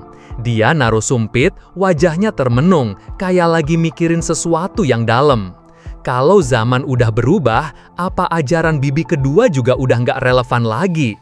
Pikiran itu bikin dia berat hati. Dia bangkit, masuk kamar mandi. Shower dinyalain, air ngalir deras. Jiang He diam aja di bawah guyuran, dongakin kepala seolah-olah mau buang semua rasa sesaknya bareng air itu. Di luar, Suking ikutan ngerasain suasana aneh. Mood ceweknya lagi nggak stabil. Dia buru-buru ngusir kucing kecil Donggua dari meja, terus duduk depan komputer. Kepikiran, apa Jiang He lagi mikirin yang gak-gakan? Dia ngecek history browser, tapi pas lihat, Suking malah shock. Ternyata Jiang He udah belajar cara hapus riwayat. Lah ini sih udah level advance. Besok-besok jangan-jangan si cewek lebih jago ngumpetin histori daripada dia sendiri. Setelah selesai mandi, Jiang He muncul di ambang pintu. Rambutnya masih ditutup handuk, terus begitu dilepas, uap hangat masih nempel di kulitnya yang merah segar. Matanya bening, cerah kayak abis di-refresh, dan jujur, auranya tuh menggoda banget. Dengan tenang, dia cuma bilang, "Aku udah selesai mandi," lalu lewat begitu aja di depan Shuking. Shuking ngikutin langkahnya dengan mata, dari sofa sampai ke meja rias. Dalam hati, dia lagi nyoba baca mood Jiang He, tapi di luar pura-pura santai. Sambil nyender, dia malah ngelempar candaan. "Kalau aja pukulanmu waktu itu bikin aku pingsan, mungkin aku sekarang udah ngelakuin kejahatan." Ya, ini sih bercanda, tapi rada dark juga ya bro. Jiang He nyalain pengering rambut, anginnya berisik whoosh. Dia sempat ngelirik ke arah Shuking lalu nyeletuk. "Kalau aku cuma cewek biasa yang lemah, tanpa kekuatan buat ngelawan, apa yang bakal kamu lakuin waktu pertama kali kita ketemu?" Pertanyaan itu bikin Shuking ngingat lagi adegan pertama mereka ketemu. Setelah mikir sebentar, dia jujur jawab, "Aku palingan telepon satpam buat nganterin kamu pulang. Kalau kamu nggak ngerusak TV hari itu, aku malah bakal mikir kamu lagi cosplay." Ngomong gini sambil straight face, bener-bener jawaban standar bapak-bapak logis. Tapi Jiang He malah nanya lagi dengan serius, "Terus, kamu nggak pengen ngelakuin hal ilegal?" Shuking langsung kaget, hampir kebalik kursi saking nggak nyangka. Dengan nada agak kesel dia bilang, "Aku bukan penjahat, halo." Suasana langsung hening. Yang satu masih ngeringin rambut, yang satunya lagi bengong ke langit-langit. Setelah beberapa detik, Jiang He tiba-tiba nanya, "Sekarang, kamu nganggap aku gimana?" Pertanyaan itu bikin Shuking diam sejenak, agak nunduk. Lalu Jiang He matiin pengering rambutnya dan dengan tenang jawab, "Aku nggak tahu." Jawaban yang bener-bener nusuk, bikin Shuking kaget. Dia noleh dan mencoba nutupin dengan bercandaan. "Kupikir kamu bakal bilang gak ada perasaan sama sekali." Shuking balik rebahan di kursinya, tapi masih lanjut ngobrol. "Dibandingin sama hidupmu dulu yang gak jelas, kehidupan sekarang kan lebih baik." Jiang He sedikit tersipu, senyumnya lembut. Iya, memang enak banget." Shuking malah nyengir, "Tapi dibanding orang lain, hidupku masih biasa-biasa aja." Pas dia ngomong gitu, tiba-tiba di kepalanya muncul bayangan kayak dirinya berdiri di tengah keramaian. Semua orang lari maju ngejar masa depan, sementara dia sendiri cuma diam, kayak stuck di tempat. Jiang He dari belakang juga ikut ngeliat gimana dunia modern ini terus berubah. Shuking kemudian nyeletuk lagi, "Nanti kalau kamu udah ngerti dunia modern ini, kamu bakal ngerasa hidup di sini tuh seru banget. Tapi aku cuma orang biasa." Diam-diam sejenak, nungguin jawaban. Tapi Jiang He bener-bener nggak jawab apa-apa. Sunyi. Sampai akhirnya Shuking sendiri yang nggak tahan. "Kamu nggak ada yang mau diomongin?" Jiang He noleh, kelihatan polos. "Emang ada yang perlu ku jawab?" Auto speechless si Shuking. Akhirnya dia balik lagi ke posisi semula, tapi kali ini dengan nada lebih serius. "Kamu mungkin ngerasa hidupmu udah cukup sekarang. Tapi sebenarnya, ini semua cuma bab kecil. Aku sekarang nggak punya apa-apa selain wajah ganteng. Kalau aku ngebujuk kamu buat nikah sama aku, itu sama aja bikin ribuan kemungkinan hidupmu yang lebih baik jadi lenyap. Itu egois banget." Jiang He diam, tatapannya bingung tapi lembut. "Emangnya kenapa kalau cuma jadi orang biasa? Aku sendirian di sini, nggak kenal siapapun. Kalau aku nggak ketemu kamu, mungkin aku bahkan nggak bisa jadi orang biasa. Jadi, kenapa tiba-tiba kamu ngomong kayak gini?" Jadi gini, waktu itu Shuking kaget sama tatapan bingung Jiang He. Dia buru-buru duduk, nutupin muka pakai tangan kayak orang ketahuan buka histori nggak jelas, terus dengan malu-malu ngomong, "Biarpun aku sering bilang suka sama kamu, tiap kali aku mikirin hidup bareng kamu, aku malah jadi bingung dan takut. Aku nggak yakin." Dia berhenti sebentar, matanya sempat ngelirik ke arah kaki putih Jiang He yang masih basah sama sandal yang kecipratan air. Lanjut lagi dia ngomong, "Pas aku sadar aku jadi makin berani akhir-akhir ini, aku malah ngerasa harus mikir lebih hati-hati soal ini. Kalau enggak, aku takut kalau aku ngelakuin hal bodoh, nanti konsekuensinya bisa kacau banget." Dalam hati, Suking sebenarnya dilema. Apa dia harus jalan pelan-pelan, mantap, atau langsung nyari cara biar Jiang He mau dinikahin. Tapi kalimat terakhir itu terlalu berat buat diucapin, jadi ya disimpan aja di kepala. Sementara Jiang He dari tadi mukanya makin merah sambil kesel sendiri. Ih, nih cowok kenapa sih liatin sandal doang lama-lama? Tiba-tiba Suking malah ngeluh. Tiap kali aku kebanyakan mikir, bagian yang dulu kamu sundul jadi sakit lagi. Udah lama padahal, jangan-jangan ini luka dalam. Suaranya melas banget, padahal aslinya licik. Nih cowok lagi mancing, berharap Jiang He kepancing buat mijetin dia. Jadi dia lempar pancingannya. Pendekar yang nyerang harusnya tanggung jawab dong. Mijetin dikit kan gak berlebihan ya. Jiang He sempat noleh, ragu nanya dengan khawatir. Sakit banget ya? Suking makin lebay. Sakitnya parah banget. Kamu tahu nggak seberapa kenceng kamu nyeruduk dulu kayak ditabrak banteng di dada loh. Lihat dia ngeluh segitunya, Jiang He akhirnya luluh. Dia jalan muter sofa, duduk di sebelah Suking, tanpa sadar udah masuk ke perangkapnya. Sementara Suking, begitu Jiang He duduk, dia langsung duduk tegak, badan kaku, bibir mingkem, kayak lagi siap sidang skripsi. Pelan, Jiang He naruh tangannya di dada Suking, nanya pelan. Di sini? Suking cuma jawab singkat. Akhirnya Jiang He mijik pelan bagian itu, lembut banget. Sementara Suking langsung meram, senyum tipis, nikmatin momen langka itu. Ruang tamu jadi hening. Satu orang lagi mijit, satunya lagi tersipu sambil curi-curi pandang. Di pojokan, seekor kucing jadi saksi bisu drama romantis ini. Mungkin dalam hati dia mikir, manusia ribet banget ya. Setelah lama, Suking tiba-tiba ngomong dengan nada puitis banget. Orang dulu punya pepatah pertemuan di kehidupan ini adalah takdir dari kehidupan sebelumnya. Setiap pertemuan sama orang atau hal itu udah kehendak langit, udah ditentuin dari dulu. Kalau kita bisa balik ke hari hujan yang penuh takdir itu, dia ingat jelas hari pertama mereka ketemu. Waktu itu dia naik tangga, tiba-tiba ketemu cewek basah kuyup, gemeteran, siap mukul pakai tangan terangkat. Jiang He waktu itu masih polos, nyangka lagi ketemu orang cosplay. Suking ngelanjutin, biarpun akhirnya kamu datang ke sini, itu sebenarnya nggak aneh. Ngeliat bayangan Jiang He waktu pertama kali ketemu, dia akhirnya jawab dengan serius pertanyaan yang tadi sempat digantungin Jiang He. Tadi kamu nanya apa yang bakal terjadi kalau kamu cuma cewek lemah kan? Kalau gitu hasilnya pasti bakal beda banget dari kenyataan sekarang. Jiang He masih natap Suking dengan penuh ragu. Matanya kelihatan bingung banget, kayak masih nyari makna dari ucapan cowok di depannya. Pelan-pelan dia nunduk, kelihatan patah hati pas bilang, "Jadi maksudmu kamu nggak bakal ngerayu aku lagi?" Habis ngomong gitu, dia malah muter-muter jarinya dengan canggung, nungguin jawaban. Beberapa detik berlalu, Suking diam aja, nggak langsung jawab. Jiang He jadi panik sendiri, buru-buru ngangkat kepala lagi sambil nanya, "Aku terlalu belak-belakan ya?" Sebenarnya Suking bukannya nggak mau jawab, dia cuma kaget sama pertanyaan yang dilontarin sepolos itu.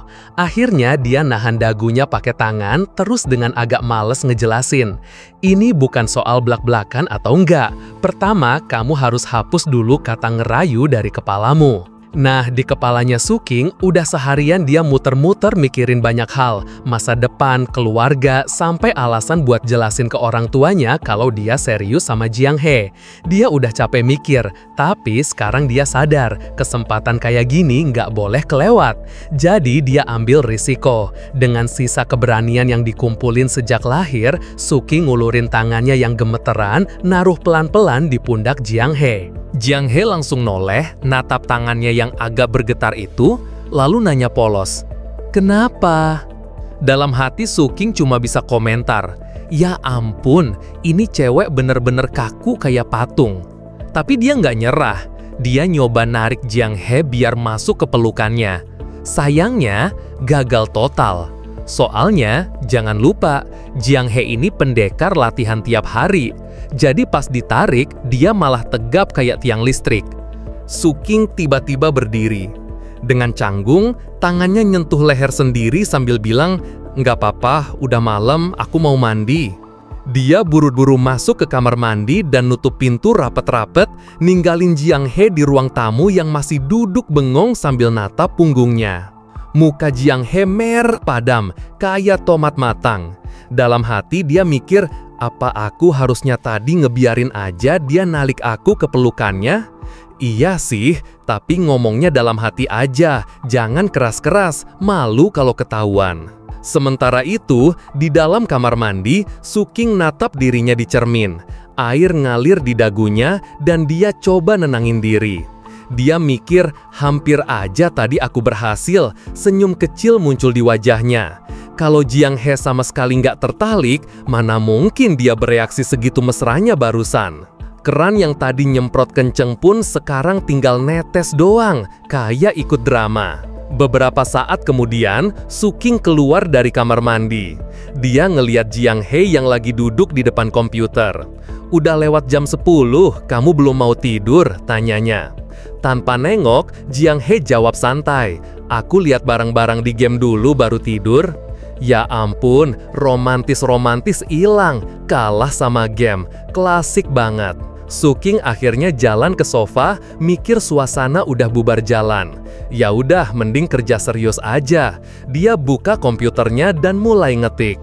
Dalam hati, Suking mikir, gedung pencakar langit nggak tiba-tiba muncul, butuh usaha dan modal. Sama aja kayak hubungan kan? Jadi dia pakai kesempatan itu buat nulis ulasan film Farewell My Concubine. Sekalian latihan nulis juga.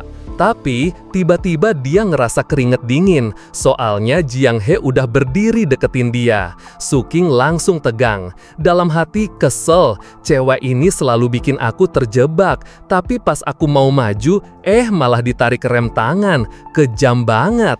Jiang He lalu nanya apa yang lagi dia kerjain. Suking pun ngejelasin sambil rada ragu. Tapi akhirnya bilang, bagus kok, bisa dapet duit.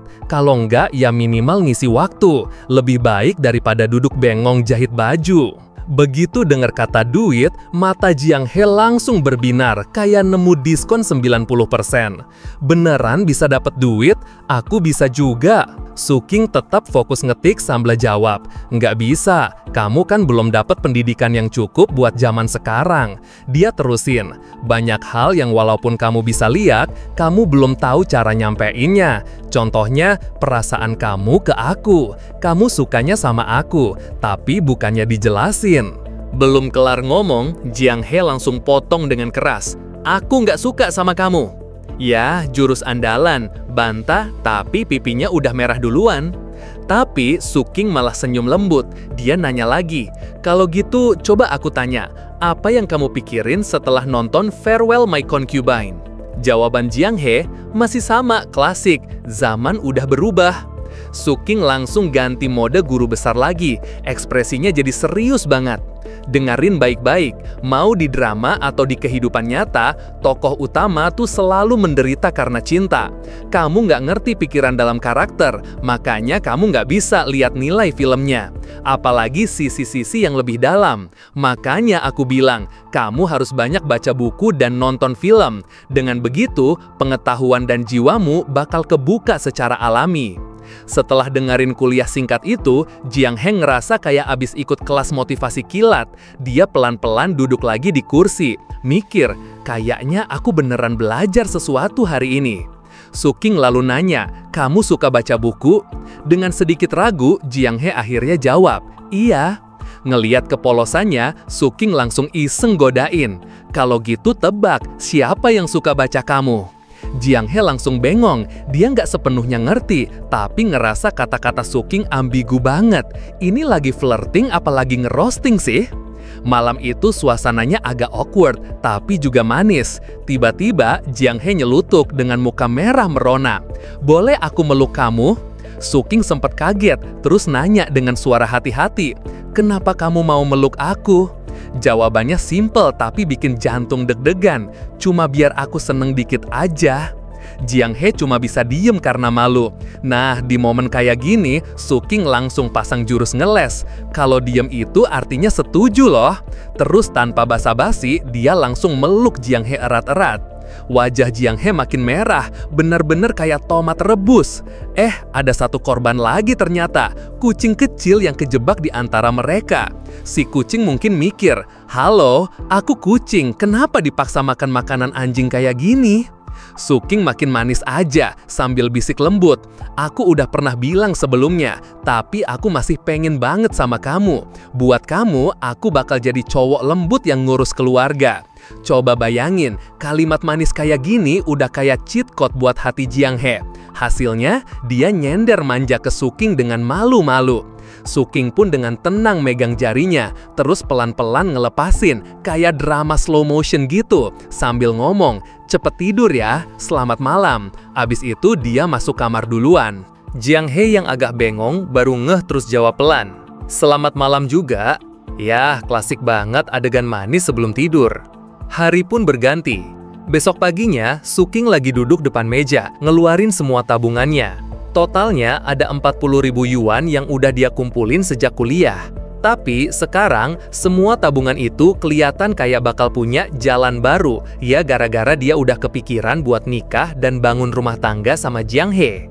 Dia sempat ngecek akun trading sahamnya. Untungnya, sebelum musim dingin kemarin, dia udah keluar. Jadi, rugi cuma beberapa ribu yuan aja. Nggak parah-parah amat.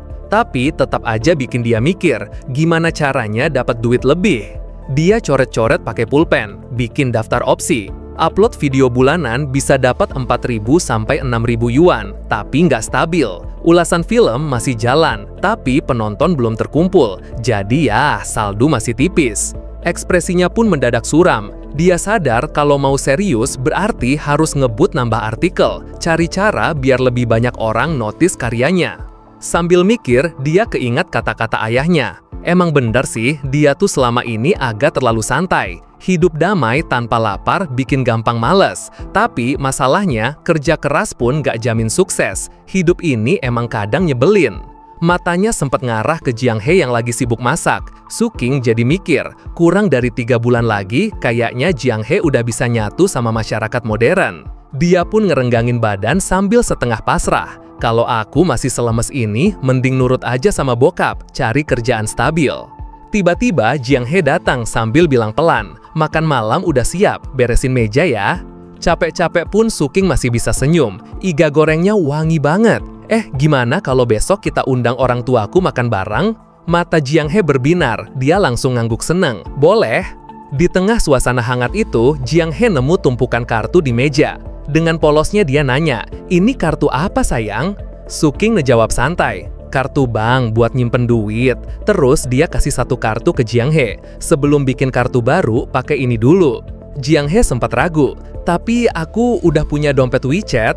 Suking ngejelasin, "Beda, nanti ku jelasin detailnya. Oh ya, pas tahun baru aku kasih kamu angpau. Simpen aja di kartu ini. Sini HP-mu, biar ku hubungin ke WeChat-mu." Notifikasi koneksi berhasil muncul di layar. Jiang He langsung senyum lebar sambil megang kartunya. Ngerasa kayak baru aja upgrade ke level baru di dunia modern. Hari itu, Suking dan Jiang He lagi siap-siap keluar rumah. Mereka ganti baju anget, kelihatan rapi banget, kayak pasangan yang mau jalan di drama-drama romantis. Nggak mau ketinggalan, si kucing Donggua juga lari nyamperin, sambil ngemeong keras, kayak bilang, "Halo, gue juga pengen ikut healing dong, masa ditinggal?" Suking senyum, terus bilang santai ke Donggua, "Oh, jadi kamu mau ikut nurunin makanan juga? Oke deh, bentar aku ambilin talinya." Akhirnya si kucing dikasih harness, dan mereka bertiga pun keluar bareng. Begitu pintu kebuka, udara dingin langsung nyambit muka. Salju turun gede-gede banget, suasananya putih semua. Suking sama Jiang He gandengan tangan, mesra abis. Di tengah jalan, Suking baru nyadar kalau dekorasi tahun baru udah kepasang di mana-mana. Dia bengong, "Wah, cepet banget waktu berjalan. Tahun baru pertama si pendekar di sini, harus aku bikin berkesan nih." Lagi asik jalan, tiba-tiba Donggua berhenti mendadak. Suking sama Jiang He jadi kaget. Jiang He langsung nanya, "Kenapa dia berhenti sayang?" Suking jongkok, ngelus kepala si kucing dengan lembut. Dia jelasin pelan, "Dulu aku pernah cerita kan, aku nemuin Donggua di jalan, deket tempat sampah di sekitar sini. Mungkin dia kira kita mau buang dia lagi, makanya dia nggak mau jalan ke arah sini." Pas dibilang gitu, Donggua kayak paham, ngemeong sekali.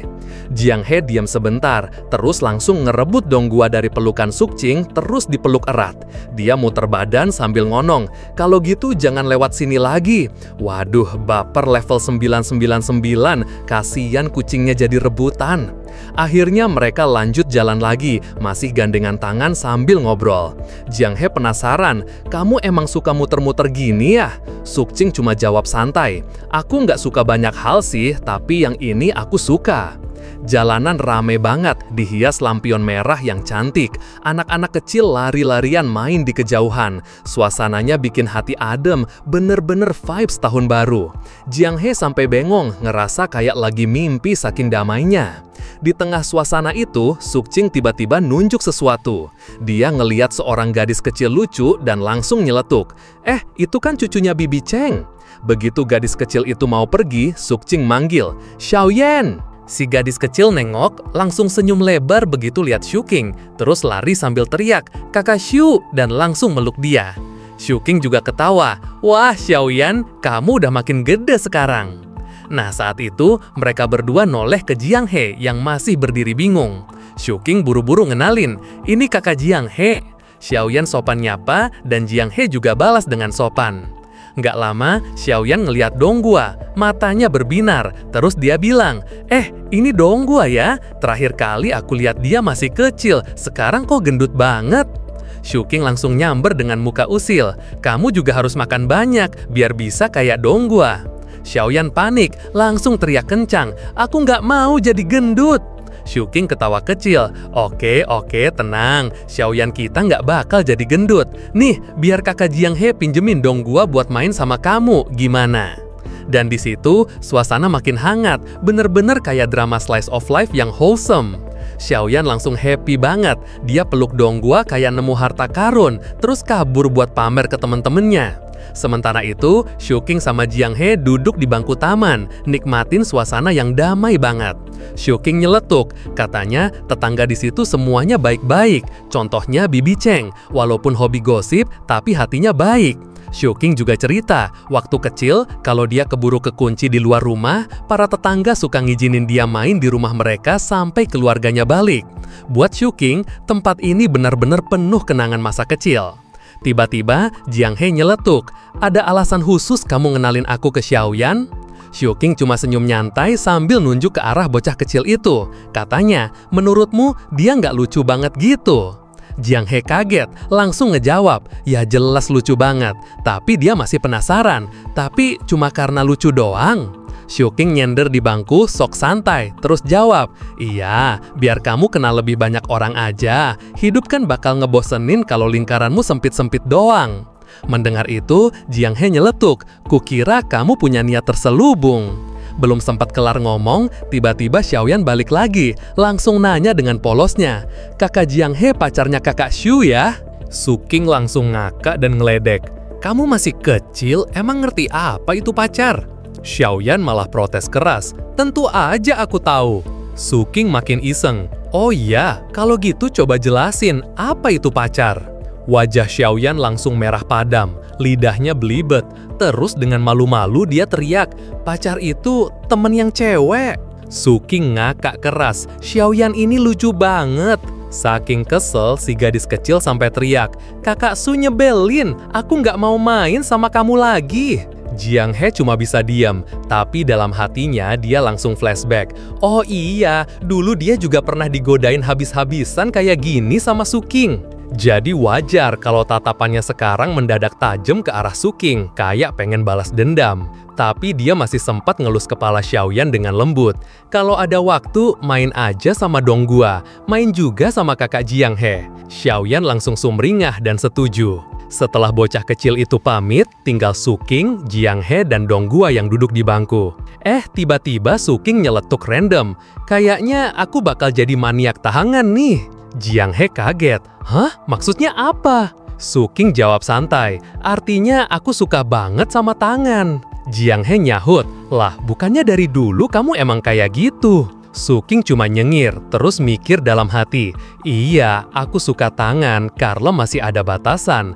Kalau enggak, udah aku tunjukin ke kamu apa artinya serigala berbulu domba. Besok paginya, suasana gedung udah rame sama suara mereka berdua. Kali ini, Jiang He lagi majarin Suking bela diri. Dia jelasin soal jurus 8 mata angin, jurus yang pakai tangan sebagai senjata utama, fokus di kecepatan dan nyerang titik lemah lawan. Katanya, kalau kelemahan musuh ketemu, ya langsung hajar, jangan pakai basa-basi. Baru mau lanjut, Suking langsung protes. Aku belum belajar sampai situ, jangan latihan pakai aku. Ya, ternyata Jiang He lagi serius ngelatih dia dari dasar. Mulai dari kuda-kuda biar stabil, hafalin teknik tinju, sampai bikin refleks otomatis buat nyari kelemahan lawan. Dalam hati, Suking cuma bisa ngeluh. Yah, pada akhirnya gue tetap nggak bisa kabur dari yang namanya latihan bela diri. Lagi asik latihan, tiba-tiba ada suara ketukan pintu. Suking jalan ke depan, buka pintu sambil nyeletuk. Siapa? Ternyata yang nongol malah Xiaoyan. Si bocil langsung nyengir. Kakak Su, aku datang mau main sama dong gua. Suking ngelirik aneh, soalnya lihat si gadis kecil bawa PR tebel banget. Dia nanya heran, kok main bawa PR segala? Xiaoyan dengan polosnya jawab, aku bilang ke nenek mau ngerjain PR di sini. Ya elah, alasan klasik bocah, katanya belajar, padahal niatnya main. Si bocil langsung nyelonong masuk, sapa Jiang He dengan semangat. Jiang He malah panik, suaranya kegagap. Halo Xiaoyan, lucu banget, cowok segede itu kalah mental sama bocil. Xiaoyan langsung nyari target utamanya. Kakak Su, dong gua di mana? Suking santai jawab, lagi bobok pules di sofa. Nggak pakai lama, bocil itu lari ke sofa, ngangkat dong gua yang lagi molor, terus nyeletuk. Bangun dong gua, diet gih, kamu gendut banget. Kasian banget tuh kucing, tidur enak-enak malah disuruh program diet mendadak. Sementara itu, Suking kepo sama PR yang dibawa Xiaoyan. Dia buka bukunya, Jiang He ikutan intip. Begitu lihat, kertasnya polos, kosong, suci murni. Jiang He langsung mikir dalam hati. Buset, kertasnya lebih bersih daripada hubunganku sama Suking. Benar-benar PR atau kertas fotokopian sih? Suking akhirnya bawa PR itu ke Xiaoyan. Karena udah dibawa, ya kerjain lah. Main sama dong gua bisa sambil ngerjain. Tapi bocil langsung ngelak. Tapi kan dong gua nggak bisa baca. Suking nyeletuk santai. Kalau kamu ajarin bisa dong. Dan ajaibnya, si bocil percaya. Oh iya juga ya. Ya Tuhan, tingkat kepolosan level dewa. Waktu pun berjalan, ruangan jadi hening. Semua sibuk dengan urusannya masing-masing. Suking lihat Xiaoyan mulai buntu, terus nyeletuk ke Jiang He. Coba deh cek PR sastranya Xiaoyan, kamu bisa baca kan? Siapa tahu bisa bantu jawab. Xiaoyan langsung ngadu, Kak, yang gampang udah selesai, sisanya aku mentok. Suking akhirnya jalan ke meja belajar buat lihat. Nah, momen ini dimanfaatin Jiang He. Dia diam-diam ngambil salah satu buku catatan Xiaoyan, terus megangnya depan muka kayak ninja. Cuma nyisain matanya aja yang gede bulat. Dia natap Suking lama, dan tiba-tiba keingat masa kecilnya waktu diajarin paman akuntan desa. Tapi dalam hatinya dia mikir, Suking gak bakal seserius itu. Dia jauh lebih pintar daripada si kutu buku itu. Dan entah kenapa, pipinya jadi merah sendiri. Wah, fix nih, bukan PR doang yang bikin deg-degan. Waktu gak kerasa, tahu-tahu udah malam. Suking lihat jam, terus nanya ke Xiaoyan. Xiaoyan, udah malam nih. Mau nginep sekalian makan malam dulu baru pulang. Xiaoyan kaget. Udah malam ya kak? Suking malah ngelempar tugas ke Jiang He. Nanti kamu anterin dia pulang ya, kan cuma beberapa lantai doang. Jiang He langsung bengong. Aku? Ya iya, siapa lagi? Akhirnya setelah makan malam, misi pengantaran pun dimulai. Xiaoyan dengan santainya bilang, cuma beberapa lantai kok, aku nggak bakal nyasar. Tapi Suking nyeletuk, kalau jatuh di tangga gimana? Pegang tangan kakak Jiang He erat-erat. Dan bener aja, tangan Jiang He langsung digenggam erat sama si bocil. Fix, cowok ini resmi jadi bodyguard part-time. Sampai depan pintu rumah, Xiaoyan langsung teriak, Nenek, aku pulang, tolong bukain pintu. Ya gitu deh, misi sukses. Walaupun tangan Jiang He mungkin masih panas karena digenggam bocil polos tadi. Begitu pintu kebuka, Bibi Cheng langsung kaget pas lihat Jiang He nongol di depan pintu. Loh, kamu Jiang He? Tanyanya dengan nada setengah gak percaya. Dengan canggung, Jiang He jawab pelan. Iya, saya cuma anterin Xiaoyan pulang. Si nenek langsung narik cucunya masuk sambil minta maaf. Duh, maaf ya udah ngerepotin. Tapi Xiaoyan malah dengan semangat laporan. Nenek, aku udah selesain semua PR-ku hari ini. Neneknya langsung seneng dan bilang kalau itu semua berkat Suking yang rajin bantuin ngerjain PR. Xiaoyan pun nurut banget, nunduk sopan sambil bilang, "Makasih kakak, sampai jumpa lagi."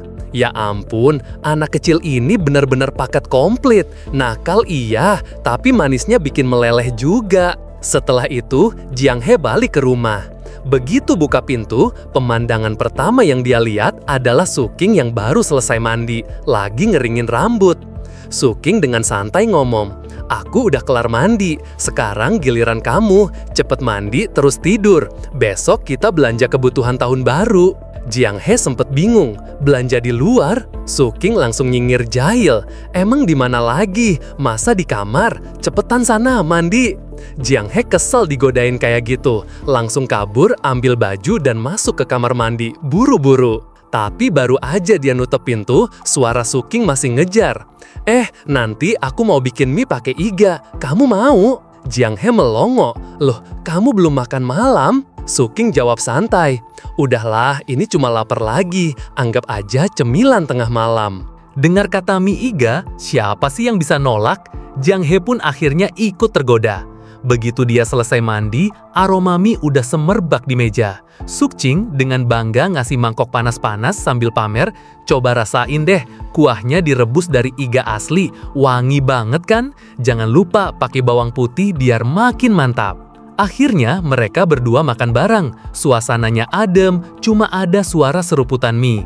Jiang He bahkan sampai ngeratain mangkoknya, bukti kalau masakan Sukching emang enak banget. Tapi habis itu dia masih elus-elus perut sambil ngeluh. "Kayaknya aku masih lapar deh." Sukching berdiri buat beresin mangkok, tapi sempat ngelempar sindiran. "Besok aja makan lagi. Udah malam, kebanyakan makan nggak bagus. Hati-hati ntar jadi gendut kayak dong gua." Langsung deh Jiang He protes, "Aku nggak bakal segendut dong gua, aku lapar karena abis mandi tahu."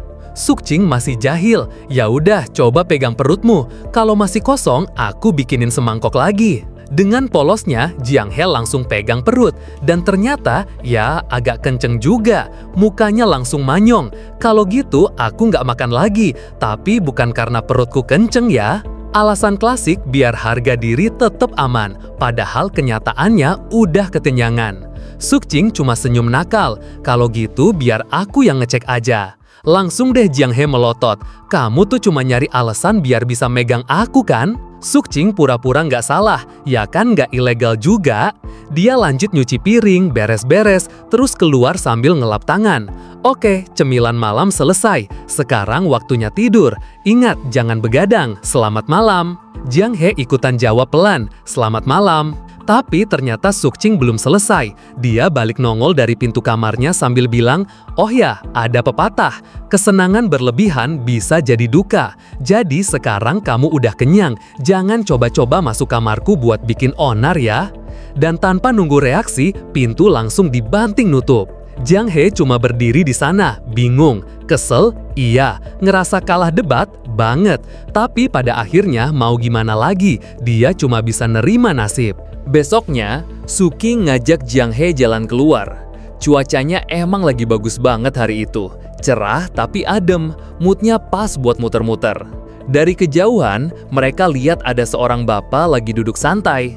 Suking nyamperin sambil ngelambai ceria. "Halo paman, tahun baru udah deket ya?" Si bapak senyum ramah. "Iya, udah deket." Tapi baru aja mau nyalain rokok, Suking tiba-tiba noleh dan ngomong, "Paman, jaga kesehatan ya, coba berhenti ngerokok pelan-pelan." Bapaknya langsung bingung sebentar, rokok udah di tangan loh, tapi ya ujung-ujungnya tetap dinyalain juga. Udah tua, kalau nggak ngerokok mau seneng apa lagi coba? Yah, klasik banget jawaban bapak-bapak. Mereka lanjut jalan-jalan, santai aja di trotoar. Tiba-tiba, Suking matanya ngelirik ke cewek cantik yang lewat, pakai gaun anggun plus stocking tipis. Sekilas emang kelihatan kayak gak pakai apa-apa. Suking langsung nyeletuk ke Jiang He. Kamu mau coba juga nggak? Jiang He langsung tegas nolak. Enggak, aku lebih suka pakai celana katun sama baju tebel, lebih anget. Dia bahkan sempat nengok balik dan nanya polos. Mereka nggak kedinginan apa pakai baju kayak gitu? Suking nyengir, enggak kok, stocking gitu tipis tapi anget. Sambil ngomong gitu, dia langsung ngegenggam tangan Jiang He erat-erat. Romantis banget sih kalau dilihat sekilas. Ayo lanjut, hari ini banyak yang harus kita kerjain. Pertama, potong rambut dulu biar siap tahun baru. Mereka pun masuk ke salon. Suking dengan pede bilang ke penata rambut, 2 orang potong ya. Nah, Jiang He di sini kelihatan super gugup. Namanya juga pertama kali potong rambut sampai keringetan segala. Dia sempet noleh dengan polosnya nanya, boleh poninya kayak ibumu? Suking langsung tolak mentah-mentah. Enggak, terus dia instruksi ke tukang potong. Bagian ini rapihin, poni dipotong dikit, ujung rambut juga biar rapih. Proses pun dimulai. Gunting bunyi cekrek, cekrek, rambutnya jatuh ke lantai. Jiang He sampai merem rapet-rapet. Dalam hati kayak lagi mantra sendiri. Aku harus terbiasa sama semua hal di sini. Sementara itu, Shu Qing cuma mantengin rambutnya yang makin lama makin rapi.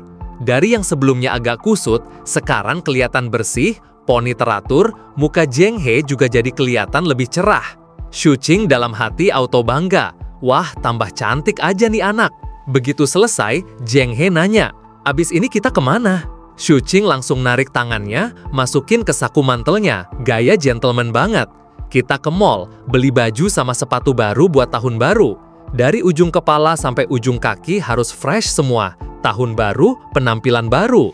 Baru aja mereka jalan keluar dari salon, tiba-tiba nongol anjing galak. Giginya tajam, gonggongannya nyaring, kayak karakter antagonis yang nongol tiba-tiba. Shu Qing langsung mikir, ini anjing siapa lepas gini di jalan? Pemiliknya sih nggak ada tanggung jawab banget. Dengan sigap, dia maju selangkah ke depan, ngelindungin Jiang He. Ayo kita hindarin, lewat jalan lain aja. Ya, lebih baik menghindar daripada duel sama anjing jalanan kan? Baru aja Shu Qing ngajak menghindar, tangan dia malah ditarik sama Jiang He.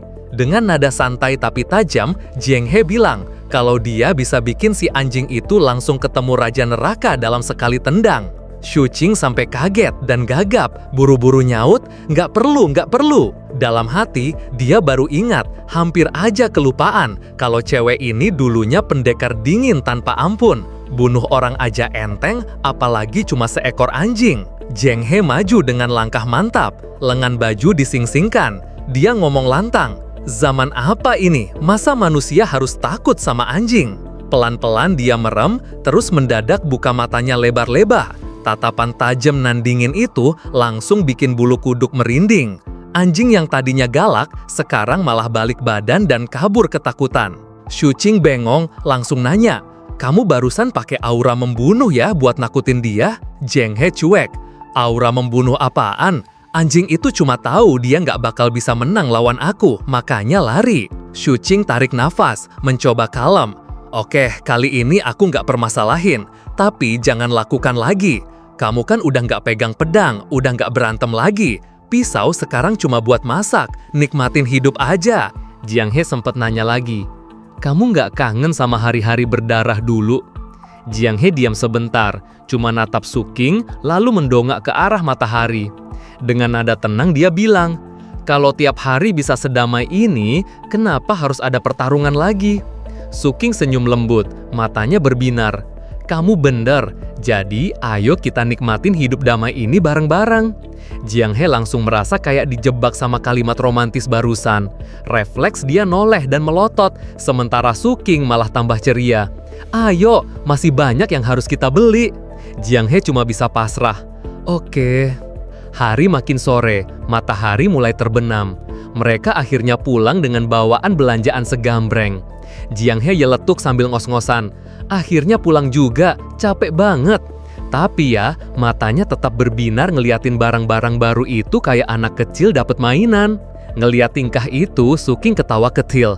Jangan cuma diliatin, ambilin lem Gi, kita pasang kuplet. Mereka berdua pun keluar rumah, sibuk nempel kuplet buat persiapan tahun baru.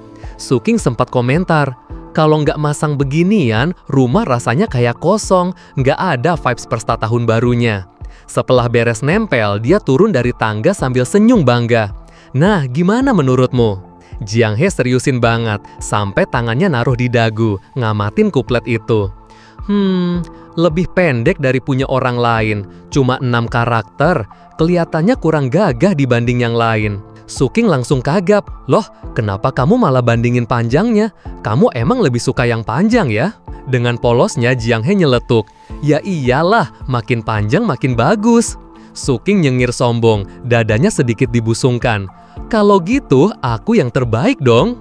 Jiang He langsung bengong, wajahnya penuh tanda tanya, kayak lagi kena jebakan Batman. Pas lagi asik ngobrol, tiba-tiba Bibi Cheng muncul. Dengan wajah ramah, dia nyeletuk, wah, kalian berdua udah masang kuplet aja. Suking langsung senyum ramah, iya Bi. Habis itu, dia noleh ke Jiang He, terus balik lagi ke si Bibi dengan ide iseng. Bibi, kalau nggak sibuk, bisa tolong fotoin kami nggak? Bibi Cheng jelas seneng banget dapat momen gini. Dia langsung ngeluarin HP, siap-siap jadi fotografer dadakan. Oke, diam ya, senyum, klik, sekali lagi, klik. Habis fotoin, HP-nya dikembaliin sambil nanya, kalian berdua ngerayain tahun baru di sini ya? Dengan ceria, Suking ngejawab, di mana lagi coba Nek? Dalam hati si Bibi langsung mikir, ngerayain tahun baru bareng di rumah. Nih 2 orang kayaknya bentar lagi nikah deh. Tapi dia nggak ngomong apa-apa, cuma senyum tipis dan pergi. Pas lewat, dia ketemu Xiaoyan sama temennya. Si Xiaoyan sopan pamit, dadah kakak-kakak. Setelah itu, Suking dan Jiang He balik ke rumah mulai beberas. Suking bahkan naruh ikan di baskom air, kayak lagi setting akuarium dadakan. Setelah beberes lumayan lama, mereka akhirnya duduk di sofa.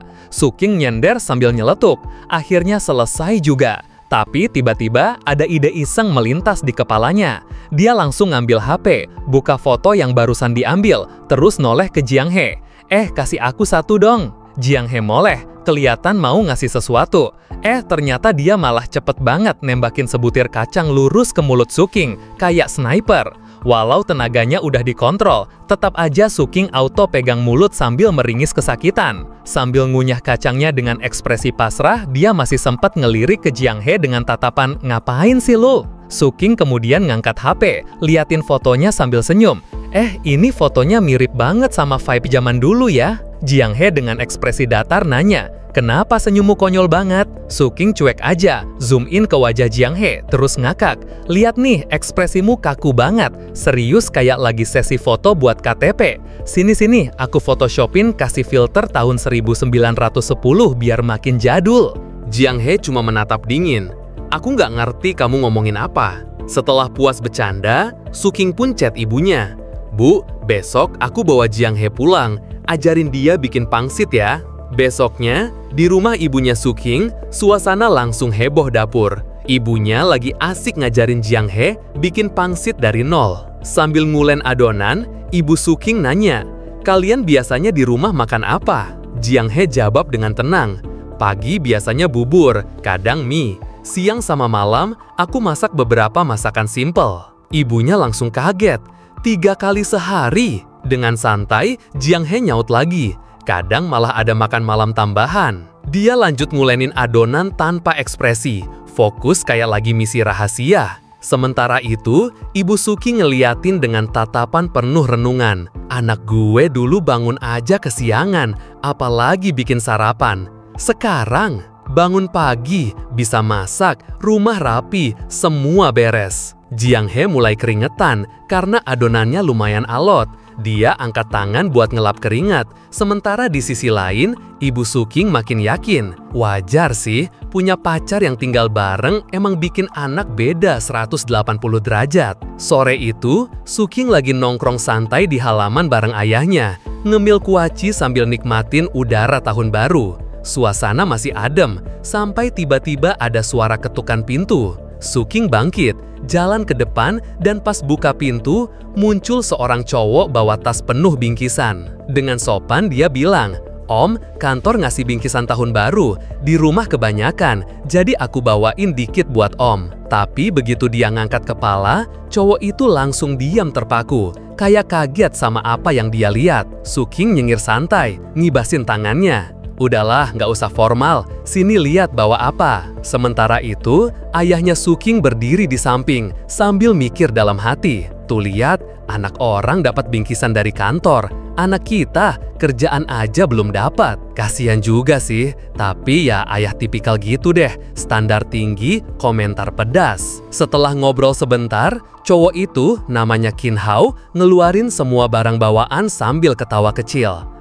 Aku dengar-dengar kamu udah dijodohin sama pacar ya? Cepet juga progresnya. Suking cuma geleng kepala. Jangan dibahas deh, panjang ceritanya. Ntar aja aku ceritain. Hari ini aku cuma mau bawa hadiah dan ngucapin selamat tahun baru buat orang tuamu. Pas lagi enak ngobrol, ibunya Suking keluar dari dapur. Lihat barang bawaan Kin Hao langsung kaget. Wah, kamu bawa banyak banget. Kenapa nggak makan di sini aja? Aku baru bikin pangsit kerang. Tapi Chin Hao buru-buru nolak sopan.